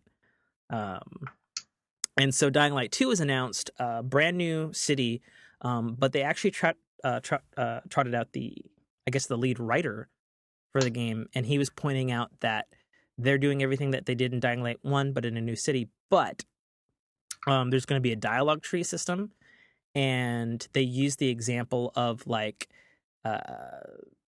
this city that is set in, like you could fix the water supply and like everybody in the city will be like friendly to you, but then that will create the militia like cracking down and like killing more humans. And then if you poison the water supply, you could sell the water to mercenaries to get better gear. And it showed the city changing based on which decision you make in the story, which I thought was a pretty interesting and radical thing, because these were not like small changes to the city. These were like, whoa, the whole tone of the city changes from like city's getting better to like it's getting shittier, and there's like more looting and stuff going on with all the NPCs. Like it looks like they're trying for something pretty ambitious, and considering how ambitious Dying Light 1 was, like I believe that they're gonna accomplish what they're trying to set out to do. So I'm excited. No release date, but whatever, I'm fine. Give it to me when it's ready, boys. Make it pretty. Make it pretty. Yeah. I've been thinking about trying Dying. I like Left 4 Dead. So Dying Light looked like it might be right up my alley. Yeah, I mean, it's not, like I said, it's not. I would say that in terms of like the tone of zombiness, it's similar to Left 4 Dead. But the game, like I said, it's Fallout plus Mirror's Edge plus zombies. Like that's what it is. Like you have, it's first person, you know, climbing, movement, thousands of zombies on screen, almost always, you know, really cool environments. Like you should check it out, man. Like I would totally fucking play that again with you, buddy. Okay. Like it's like, I know how much you love stats in RPGs. Like it's hella stats, man. Like zombies have levels, you have levels, skill trees, crafting system. Like you like break into a building from being run from zombies, and it's like, okay, shit, I'm like bleeding. I gotta like, I'm searching around in the trash can to like try to find some stuff to make a bandage so I don't bleed out. Like it's fucking rad. Yeah, it's great. Yeah, I'll have to give it I'll check it out. I mean, I'm pretty sure it will be on Game Pass sooner or later. Yeah, it might be on Game Pass. It also might be like $5 at a GameStop. It's been out for a long time, dude. So okay, yeah, check it out. Or I could share play it to you as well, and you could check it out that way. There's also that. Yeah.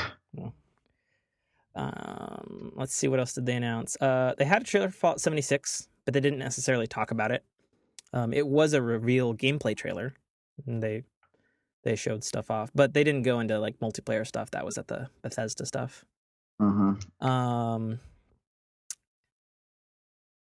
They did announce at the Xbox conference, though, that Fallout 76's map is 4 times the size of Fallout 4. That was announced. Let's see. Forza Horizon 4 coming this year. No surprise, there's always a Forza every year. I guess it's set in the UK, and they have a dynamic seasonal weather system that changes the terrain, so that's cool for driving fans.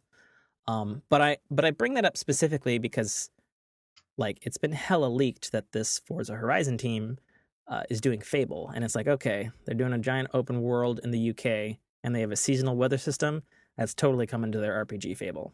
Just saying. Just saying. I'm like, I see what you're doing. So, they had a weird showing for Gears of War. They ended their conference with Gears of War. They first like fucked with everybody when they threw up the Gears of War logo, and then they announced there's some fucking shitty child fucking Funko Pop Gears of War game coming to iOS and Android in 2019. And it was like you can hear it in the crowd. The crowd was like, "Woo, Gears of War!" And then it turns into Funko Pop figures, and everybody's like, "Ugh, what? No, what are you doing?" So that's not cool. They showed off that they're working on Gears Tactics, so top-down tactical with the Gears team, which I think is fine. It looked like any tactical game, squad loadout, movement in position. Gears of War has fucking war in the title, so much like Halo Tactics or other games that have had tactics, I'm sure it'll be fine. Yeah. And then weirdly, after all of that, they're like, "Oh yeah, and then by the way, Gears of War 5." And then it's like, well, why show us this shit? Like, show us the goods first. God, so whatever. And they showed Gears 5. I haven't played Gears 4, which is something I was mentioning with my Jessica, because we're like, yeah, we should probably play Gears 4. We haven't even played it. I'm a Gears fan, and I haven't played Gears 4. I don't know what's wrong with me. But it looks like Gears 5, some chick that I guess is introduced from 4 is the lead. And it also looks like it might be open world and a little RPG-ish, which is a first in the series. So, whatever. One that a lot of people are saying when they played it at A3 is actually a ton of fun. They announced a giant anime crossover fighting game called Jump Force. Ooh. So it's Naruto, Dragon Ball, One Piece, Death Note, and probably JoJo's Bizarre Adventure. There's like a couple other ones there that I don't know too well, I guess. Yeah. But I guess it's going to be a full 3D fighting game. And people are saying don't knock it because it actually plays really fun. So that's what I'm hearing. So that's coming. Very sadly, yeah, that's fine. Very sadly, had leaked before the conference. Just Cause 4 was leaked on Steam, and then at the Xbox conference they announced Just Cause 4. It's more Just Cause, which I guess if you're into Just Cause is fine, because there's a fourth one. And then they had a Kingdom Hearts 3 trailer, which was like the same fucking trailer. I don't know what they're doing. They showed Metro Exodus, and people who had hands-on with it didn't have good things to say, which is not good for Metro. They're like, it seems way earlier than it should be, and it's rough around the edges. Which doesn't sound good because Metro, I mean, they made a lot of Metro games, so like, that's not good. Ori and the Will of Wisps is coming soon to Xbox. They announced a new PUBG map for Xbox One. Sandhawk map, I guess, is coming this summer. One that got me and your blood a boiling was the Sea of Thieves update that's going to drop July 24th. Yes, sir. The, was it Forsaken Sands? Forsaken Shoals? Something Forsaken. Forsaken Shores, yeah. Yeah, Forsaken Shores. And they had a CGI trailer. They didn't show any gameplay. But we know that it is a expansion to the map, which I'm really excited about. And they showed volcanoes. They showed a lot of volcanoes. Mm-hmm. So I'm like, ooh, volcanoes. Hell yeah. And it's coming real soon. So that's super cool. It's coming in basically a month. That's super cool. And then finally, they showed off Sekiro Shadows Die Twice, which is from From Software. That's the name of the developer. From. Yeah, right. Dark Souls, Bloodborne. It's like samurai shit and stuff. Kind of moving into the final thing on Sony, because there wasn't a whole ton at Sony's conference. They showed a bunch of The Last of Us Part 2, which everybody's freaking out about. Looks glorious, looks great. Fans of Last of Us. And apologies, listeners, we're trying to wrap this up. Looks great. I know there's a huge controversial thing because it's been, in that trailer, it was revealed to, I guess the world that was stupid that the main character you play, Ellie, she's a lesbian, which is super dumb because she was revealed to be a lesbian in the DLC of the first game. So it's like, okay, well, if you didn't know that and you're bitching about it, that's kind of on you. Because Last of Us 1 has been out for like a long time now. Like, get over it. They announced a complete remake of Resident Evil 2 in the Resident Evil 7 engine, but playing from the style of Resident Evil 4. And everybody's super excited for that. They announced Noah 2, which Mike talked a little bit about.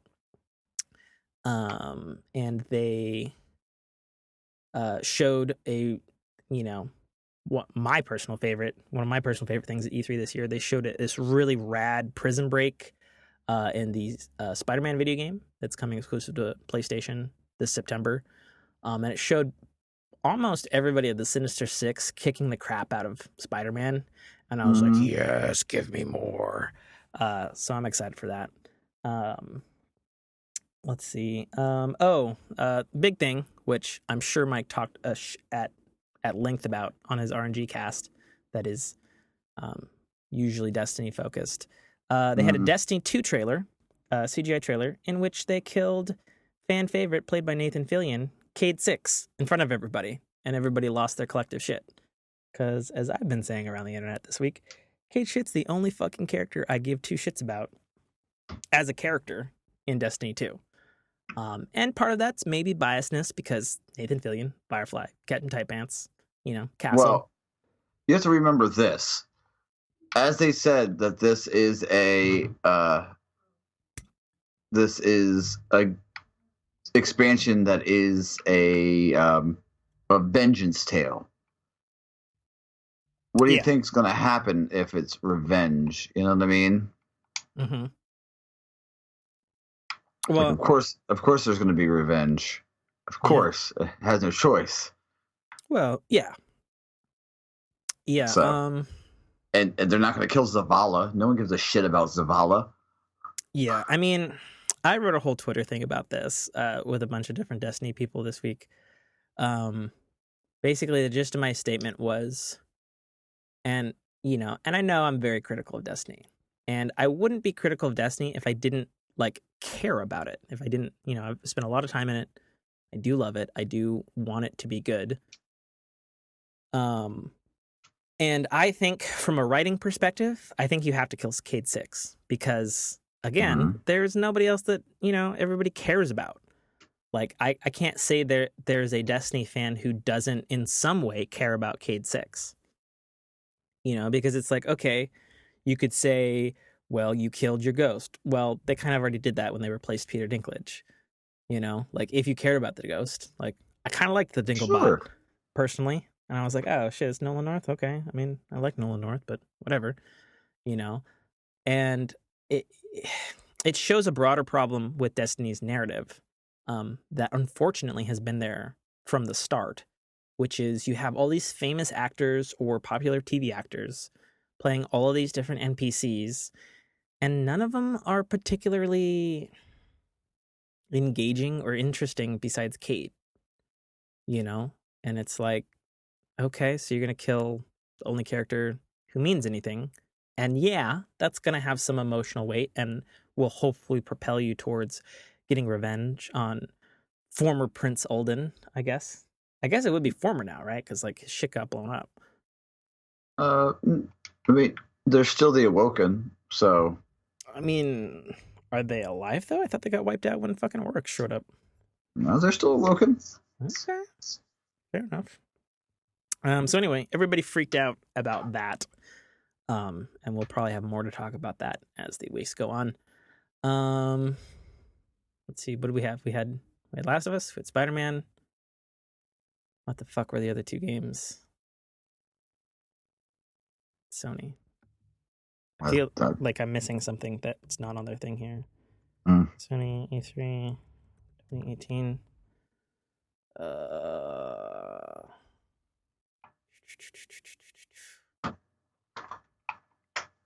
Hang on. Oh, duh.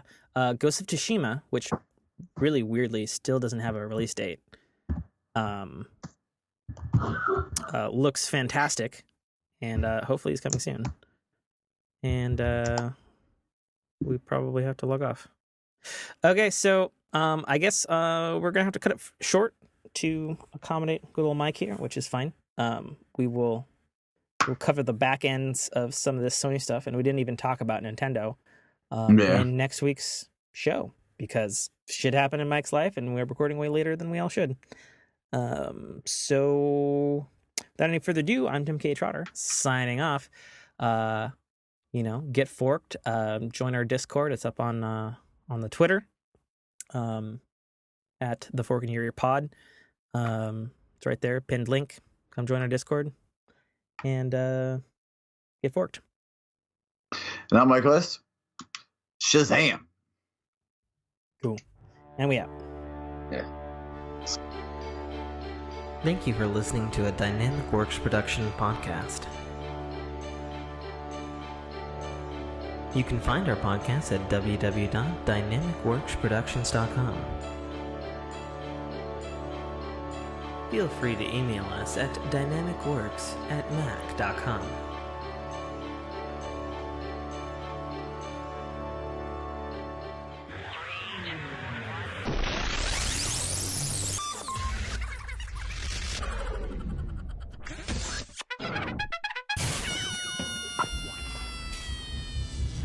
Dominic Armato, the voice of Guybrush Threepwood, and you're listening to a Dynamic Works production podcast.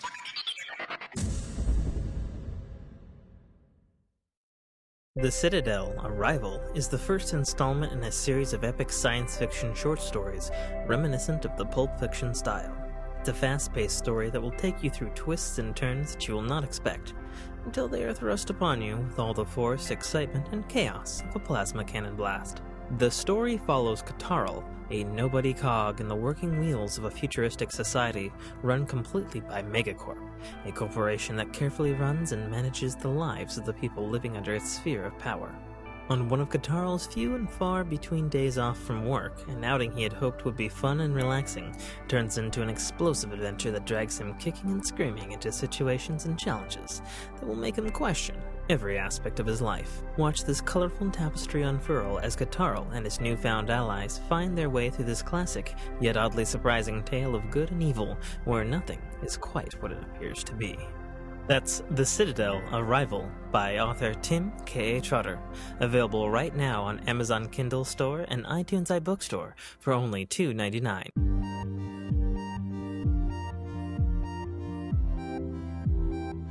Hello? What's up? What's up, buddy? Oh, Jesus, that was embarrassing. I plugged it in, and then the whole mic rolled, and then the fucking stand fell over, because the thing's kind of broken on the... I think I've mentioned that a couple of times. Yeah. So I've got my work lunch sack, 2 old speakers because it had some heavy batteries in it, some fluid bottles in the sack. My mic's actually at a weird position right now because it's the only thing I can do at the moment to keep it from crashing into my computer. I should really just replace this stand. I mean, it's a $20 stand, and I've been using it for fucking 8 years. Yeah. I should just go get a new one. Probably. I mean, I don't know why I don't. I don't know what the deal is. It's not even it's a ton of money either. So, I don't know. It's sad. So what's going on with your Jess, man?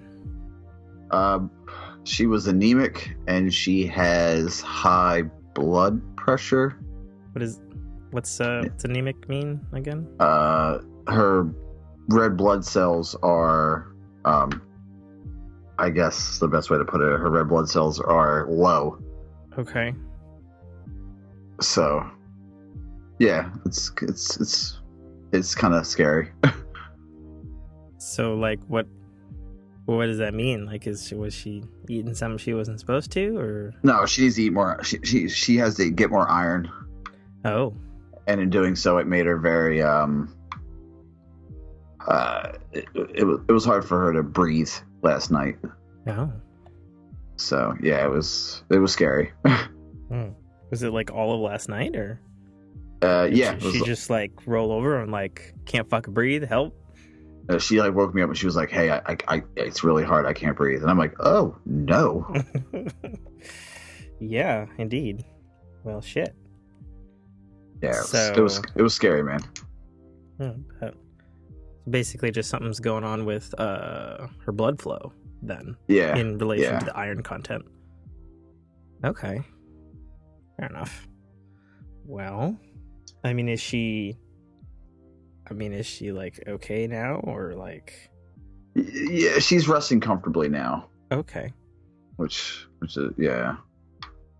Right. It just scared the shit out of me. That's all. Oh sure, yeah. I mean, I would be freaked out. You know, like somebody's like, "Hey, can't breathe." It's kind of an important part of being a human.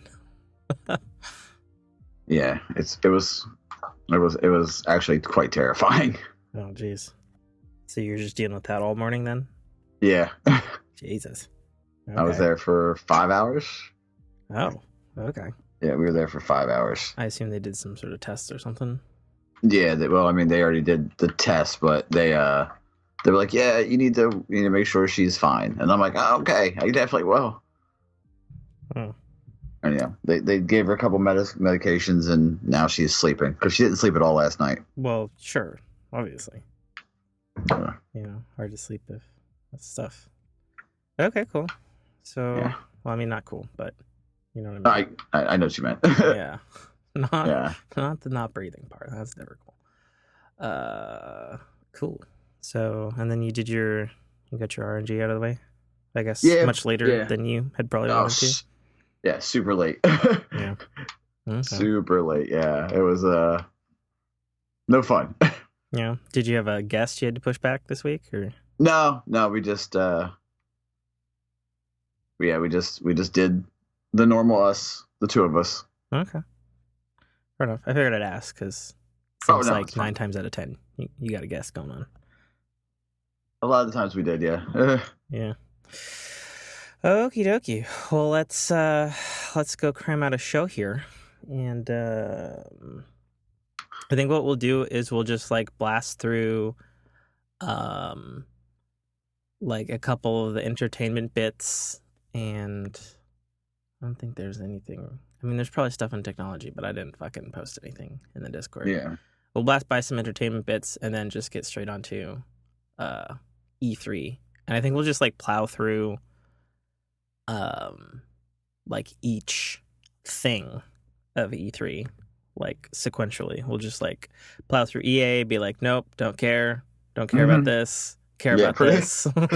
Like, I mean, do you have the games that they showed? That way we can talk about it. Because I'm pulling up the list right now. Okay, cool. I'm about to say I don't recall much. I mean, I know the basics, what we flipped out our shit out about, but yeah, other than that, it was. Yeah, I mean, I watched them, but it was also, it was a week ago, so. All E3 2018.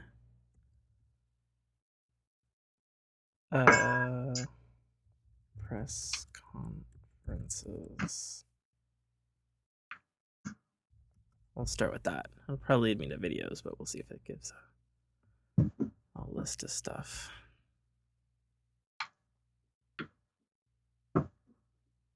Pete, what are you doing, buddy? You're being a real dickhead. You want water? Is that what you want? Fucking asshole. Oh, actually, this is great. I'm gonna shoot you this link because it's like it's a condensation of every press conference. Okay. Just kind of scanning over here. Yeah, it does. Yeah, it shows a bunch of stuff. Okay, cool. I'll shoot this to you. Do you hear him like Yeah, I chunking do. around? Is he eating something from his bowl? No, he's whapping around his bowl. Like just playing with it? Yeah, like he knocked it over and now he's whapping it around. That's why I asked him if he wanted water, because he's kind of a dick. Yeah. Fair enough. Is he gonna be doing that the whole time?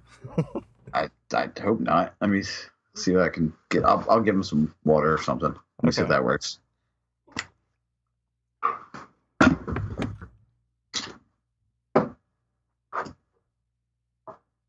Where's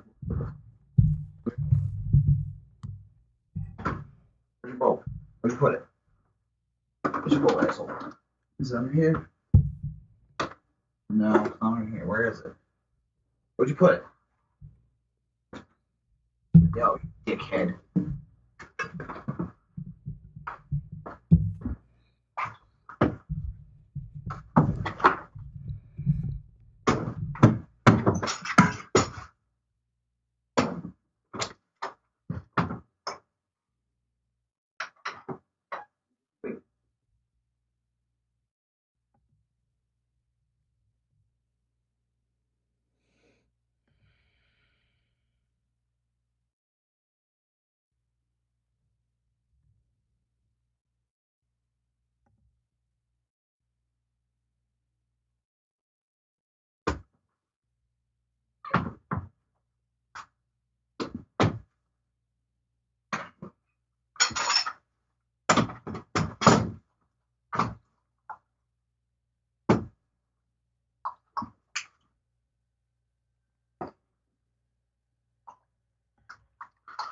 All right, that should help.